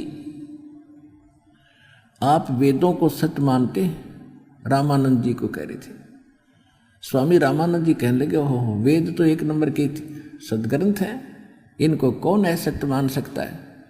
तो उन्होंने कहा कि यजुर्वेद अध्याय नंबर 8 के, वो परमात्मा ने पूछा क्या इन वेदों में कहीं ऐसा लिखा है कि पाप नाश हो जाते हैं? तो स्वामी रामानंद जी कहने लगे नहीं नहीं, वेदों में कहीं ऐसा नहीं है, किया कर्म तो भोगना ही पड़ेगा और पाप नाश नहीं होते, पाप नहीं कटते। परमेश्वर ने कहा कि यजुर्वेद अध्याय नंबर 8 के और मंत्र नंबर 13 में, स्वामी जी मैंने किसी से सुना था, वो तो जानी जान थे, उसमें स्पष्ट लिखा है कि भगवान घोर पाप भी काट देता है। रामानंद जी समझ गए, कति चोट मार दी तरले गड़े पे, नीचे वाले पे। तो कहने लगा कि बेटा, कहने लगे बच्चा बिल्कुल सही लिखा, क्योंकि उसको याद थे, कंठस्थ थे सारे वेद। तो इसके विषय में परमात्मा कहते हैं कि मोती मुक्ता दर्शत नाही, ये जग है सब अंदरे, और दिखत के नैन चश्मिन का फिरा मोतिया बेंद्रे। वेद पढ़े पर भेद न जान, ये बच्चा पुराण 18, और जड़ को अंधा पत्ते खुआवे, पत्थर की पूजा करे, भूल गया सृजनहारा। ये बताया है कि ये मोतियाबिंद था इनके अज्ञान का। वेद पढ़े और भेद नहीं समझे, और फिर पढ़े पुराण 18, और फिर कहते जड़ की पूजा करे, भूल गए सृजनहारा। अकल है तुम्हारे अंदर। अब रामानंद जी कहने लगे हाँ ऐसा तो है बच्चा, उसमें तो लिखा है। फिर आप वेदों के मर्मज्ञ हैं और वेदों अनुसार आपने इनको भक्ति भी बताई है, इनके पाप नहीं कटे, तो इसका कारण क्या है? अब रामानंद जी कहते जी कारण का तो मुझे नहीं मालूम। ये तो स्वसिद्ध है कि आप जो साधना वेद अनुसार, गीता पुराण अनुसार करते हो, उससे हो ही नहीं रहा आपका कोई, यानी पाप नाश हो ही नहीं रहा। और पाप नाश नहीं होगा इतना दुख नहीं मिटे, क्योंकि पाप से ही दुख प्राणी को होता है। फिर आप कहते हो कि भक्ति कर लो, ये भक्ति कर लेगा। किसी के पैर में कांटा लगा हो और वो जाए, उसके कारण पीड़ा है, कांटा उसको नहीं दिखाई दे रहा, अंदर ठुक गया, और किसी के पास जाता, उसने देख जाकर बता दिया कांटा लगा भाई, इस कारण से पीड़ा है, और वो कोशिश करता, वो कांटा नहीं निकलता है। फिर क्या सलाह देता है कि कांटा तो निकला नहीं, अब जूते पहन ले, आगे कांटा नहीं लगेगा। जूते तो पहनने चाहिए, अरे कांटा लगे पैर में, जूता पहने नहीं जा, वो कांटा निकले, और फिर सलाह दे भाई आगे मत निकाल दिए इसने, ना तो बहुत दुखी हो जाएगा। तो वो इस डर से फिर वो कांटा निकलने के बाद जूते पहनेगा, क्योंकि वो पीड़ा से परिचित हो चुका है, फिर वो जूते कभी नहीं उतारेगा। तो यहाँ जितने भी भक्त आ रहे हैं, ये कर्मों के कांटों से इतने ग्रस्त हैं, 6-6 कांटे लग रहे इनका, 10-10। अरे परमात्मा के पास सारे औजार हैं, सारे काट देगा। और फिर इनको सलाह दी जाएगी कि आगे से गलतियां मत करना, ये राम नाम का जूता मत निकाल देना, तो ये सारी जिंदगी नहीं निकाल सकते। और भक्ति तभी होगी जब जो कांटा निकल लेगा पाप कर्म का। तो रामानंद जी कहने लगे अभी मुझे तो मालूम नहीं वो कौन सा ऐसा साधना है। कबीर साहब उठकर चले गए। अब रामानंद जी से उस पंडित ने पूछा कि ये कौन थे। उन्होंने बताया कि कबीर हैं, ये कबीर हैं दुल्हाए, और बड़े विद्वान पुरुष हैं, बड़े पहुंचे हुए हैं, क्योंकि परमात्मा ने उनको सतलोक भी दिखा दिया था और वो ये भी मानते थे कि भगवान है। लेकिन परमात्मा एक भूल भुलैया करके रखा करते, तो वो फिर भी थोड़ी बहुत उनका भूल लग जाती थी रामानंद जी के, क्योंकि ये मान बढ़ाई बड़ी मुश्किल से छूटे इंसान की। कहते हैं राज तजना सहज है, सहज तरिया का ने, और मान बढ़ाई ईर्षा ये दुर्लभ तजना ये। तो उस ये सुनकर कि जुलाहों की कॉलोनी में कबीर नाम का के हैं ये, वो तो श्याम ने जा लिया उनके पास कि महाराज कोई दया करो, कोई तकलीफ हमें, मेरा तो कति नाश हो रहा है, पूरा परिवार पीड़ित है, और आपकी बातों से मुझे कुछ एहसास हुआ कि शायद मेरे दुख का निवारण हो सके। परमात्मा बोले भाई आप पंडित जी ब्राह्मण और मैं एक दानक दुल्हा शूद्र, अब देख विधि तो मैं बता दूंगा और तेरा समाधान भी हो जाएगा, पर एक बात समझ लेना, यहाँ से दीक्षा लेकर और जय तेरे मन में न्यू आ गई तू ब्राह्मण और यू दानक, उससे दिन वो कैर फिर से टूट जाएगा तेरे ऊपर। गुरु के प्रति जरा सी भी हीनता आ गई, उसी दिन से तुम्हारे कनेक्शन कट जाएगा। और कनेक्शन कटने के बाद जैसे बिजली का कनेक्शन मिला हुआ है, जब तक कनेक्शन चालू है तो पंखा भी चल रहा है, कूलर भी चल रहा है, दूध भी बिलोया जा रहा है, पानी भी निकल रहा है और बल्ब भी जग रहा है। और जिसमें आपका ये कनेक्शन कट जाएगा सारी सुविधाएं बंद हो जाएंगी, ये ध्यान रखना है। अब वो तो दुखी था, जैसे परमात्मा की एक वाणी है कि मात पिता सुत स्त्री आलस बंधु कान और संत मिलन को जब चले ये अटकावे आने, और इनका अटकाया अटके नहीं, संत मिलन को जाए कह कबीर सो संत आवागमन न साए। कहते हैं माता पिता बड़े हैं, बच्चे छोटे हैं, उनका ज्ञान समझ में आ गया तो उनको माता पिता रोकते हैं जिनको ज्ञान नहीं, कि खबरदार वहाँ जाता है अपना काम नहीं करता, पढ़ता नहीं है, आश्रम में क्या तुझे खाने को मिल जाएगा। और जिनके माता पिता को ज्ञान समझ में आ गया, बच्चे बड़े हो गए, वो माता पिता को बाधा करते हैं, क्यों जाते हैं वहाँ पर, बड़े हो रास्ते में गिर जाओगे, पड़ जाओगे, क्या करोगे, घर पे भक्ति कर लो। या किसी की पत्नी बाधक बन जाती है, कोई बहका देती है दूसरी, जो तो बाबा बनेगा, तीसरे दिन जाओ सत्संग में, बच्चा न छोड़ देगा, तो वह बाधा करती है तो नहीं जाएगा वहाँ पर, मैं अपने घर चली जाएंगी, फलान कर दूंगी, फांसी खा कर मर जाएंगी। अब ये किसी की पत्नी अगर चाहती है भक्ति करूं, वो शराबी को अभी आदमी हो या वैसे कोई ठेकेदार बना हो, वो उस पत्नी ने नहीं आने देता। तो परमात्मा कहते हैं माता पिता सुत स्त्री, या फिर आलस, अब फिर देखोगे तब इस सत्संग में नहीं चलते, फिर चलेंगे, तो ये आलस भी जीव का दुश्मन होता है। परमात्मा ने प्रेरणा दी, चलते कहते हैं काल करे सो आज करे, आज करे सो अब, और पल में प्रलय हो जाएगी, फिर कराएंगे कब। और चौथा फिर बताया कि बंधु कान लोक लाज, लोक लाज के कारण भी हम दूर रह जाते हैं। क्या देखते हैं, कई भक्त शुरू में आते थे हमारे पास, कोई लेकर आता था अपने मित्र प्यारे रिश्तेदार को, अब वो आते ही दंडवत करता, और वो नो का नो खड़ा ऊँट सा, वो देखा ये क्या बकवाद कर रहे हैं, क्यों वो चौधरी साहब है, उसने शर्मा प्रणाम करते हैं ना, तो वो फिर घर जाकर कहे तो भाई निकम्मे आदमी जानते, सीधे पड़े लंबे पड़ते हैं, ये तो वहाँ ऐसे लौटते हैं, 20 जगह वो बकवाद करे, फिर वो उसकी मजाक करें सब भगत की कि तुम तो मुसलमान बन गए, तुम वहाँ ऐसा करते हो। तो वो लोक लाज के कारण यदि उनकी बातों में आके और वो भगत डगमग हो जाता है तो वो भगत गया काम है।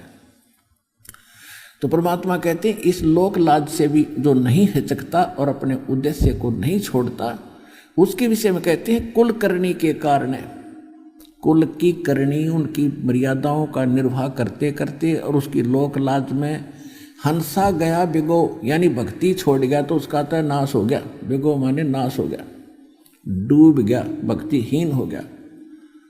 और तब वो कुल के कर लेगा जब तू चार पाया का हो, जब गधा बन के भैंस बन के गाय बन के बंधेगा खुटेगा, तब वो कुल के सहारा देगा तेरे को। तो इन बातों को याद रखे, ये तो 2 दिन के लोक लाज, मृत्यु हुई और फिर पशु बने पाए तुम। तो फिर कहते हैं मात पिता सुत स्त्री आलस बंधु कान और संत मिलन को जब चलाइए अटका में आने, इनका अटकाया अटके नहीं। और फिर संत मिलन को जाए, कह कबीर सो संत आवागमन नसाए। एक भक्त कह रहा था,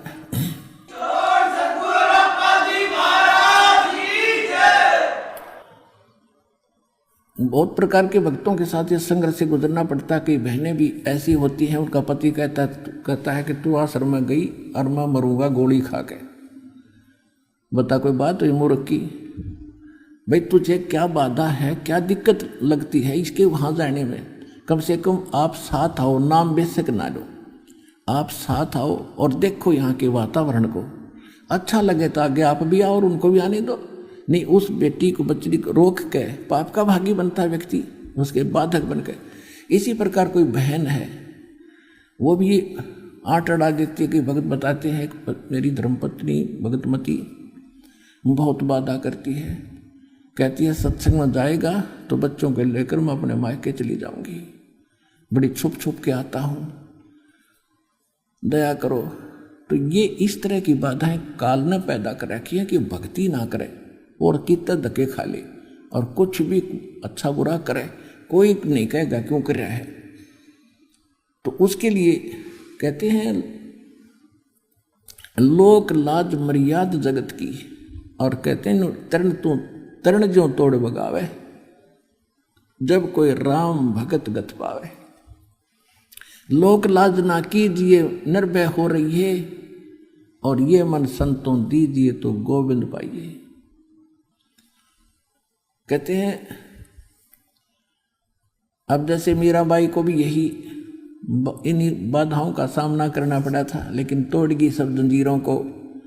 आज उस बहन का नाम उन महापुरुषों में, पुण्यात्माओं में सबकी जुबान पर है।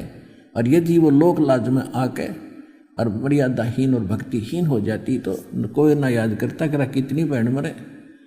और जब तक ये पृथ्वी रहेगी मीराबाई का नाम रोशन रहेगा, क्योंकि उसने लोक लाज तोड़ के भगवान, संसार छोड़ के भगवान से जुड़ी और उसको तन मन धन से निभाया। इसी प्रकार जो भक्त भक्ति करेगा, इन बाधाओं से चीरता हुआ चलना पड़ेगा, परमात्मा आपके पल पल पर साथ देगा।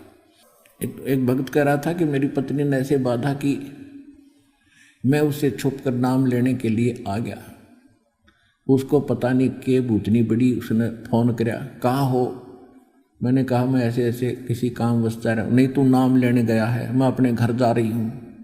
उसको तू बता के भी ना आया था, देख काल किसा दुष्ट है, उसको प्रेरित कर दिया।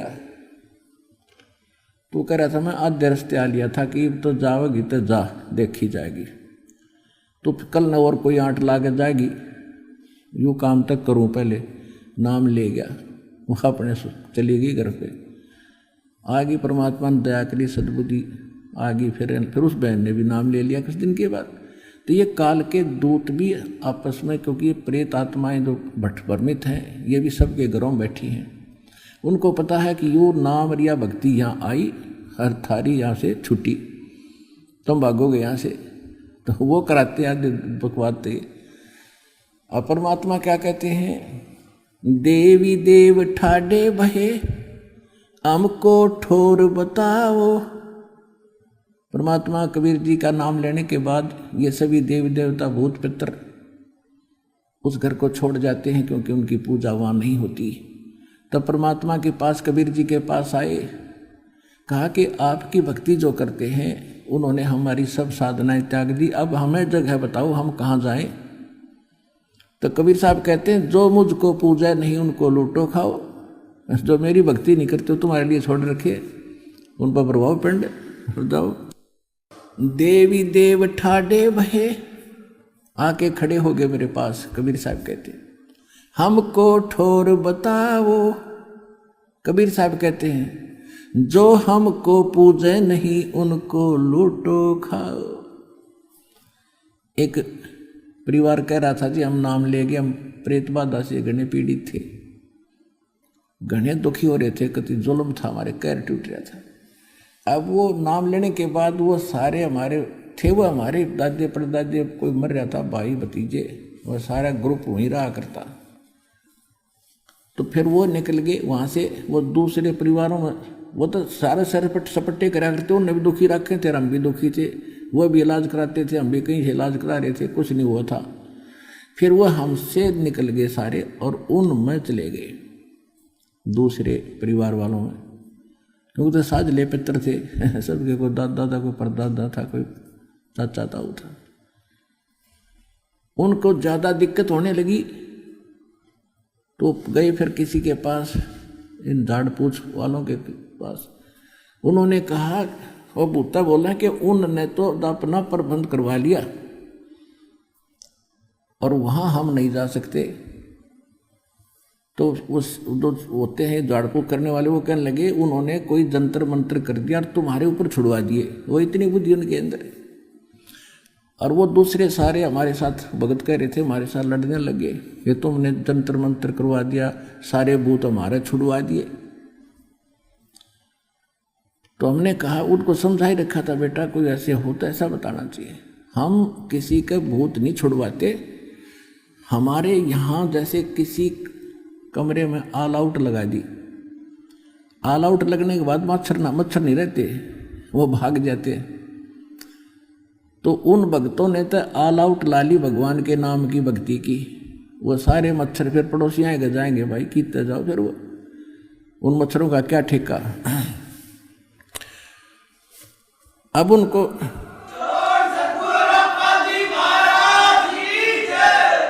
अब उनसे वो फिर आकर कहने लगे, जी ऐसे ऐसे कहते माँ बेटा, उनको समझाओ कि तुम भी आओ, यदि आप ये मानते हो कि हमने जाब्ता करवा लिया सारे भाग्य, तो आप भी आ जाओ। वो जाब्ता सबका हो है वहाँ पर, यानी प्रबंध सबका हो रहा है। वास्तविकता ये है कि उनको ये समझाओ कि हमने मच्छरदानी लगा ली और ये मच्छरदानी में से हमें तो हानि कर नहीं सकती, बाहर घूमेंगे, फिर तुम भी लगवा लो। यानी सतलोक आश्रम वाला में वो ऑल आउट और मच्छरदानी प्राप्त होती है, जिससे कोई भूत पितर और प्रेत और देव कोई हानि नहीं कर सकते, वो बाहर घूमेंगे। फिर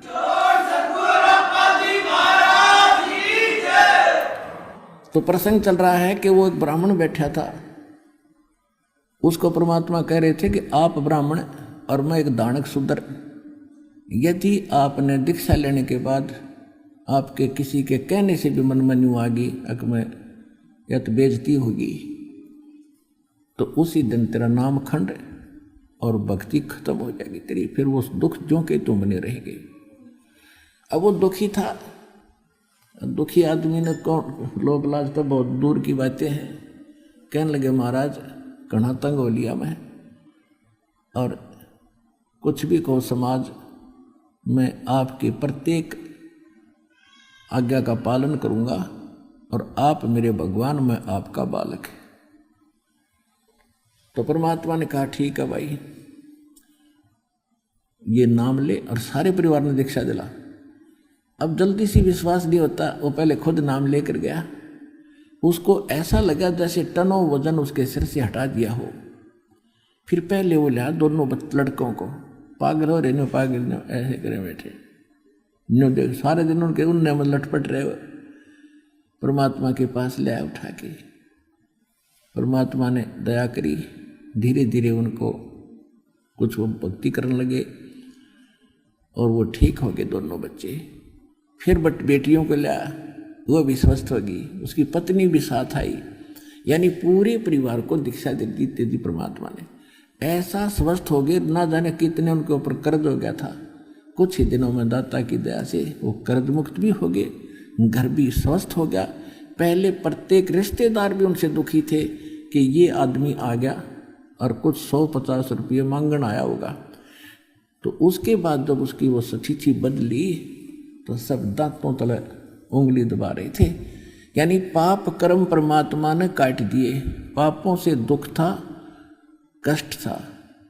तो समर्थ का शरणाग हो रंग होरी हो, भाई कदे न हो ए काज राम रंग होरी हो। जब ही सतनाम हृदय धरो, भयो पाप को नाश। और जैसे चंगारी अग्नि की भाई पड़े पुराने घासे। होय होय। जम जो राजा से डरे ये मिटे कर्म के लेख, अदली असल कबीर हैं ये कुल के सतगुरु एक। मासा घटे न तिल बधे विद ना लिखे जो लेख, और सच्चा सतगुरु मेट कर ऊपर मार दे मेख। तो आज का सत्संग इतना ही। सत साई।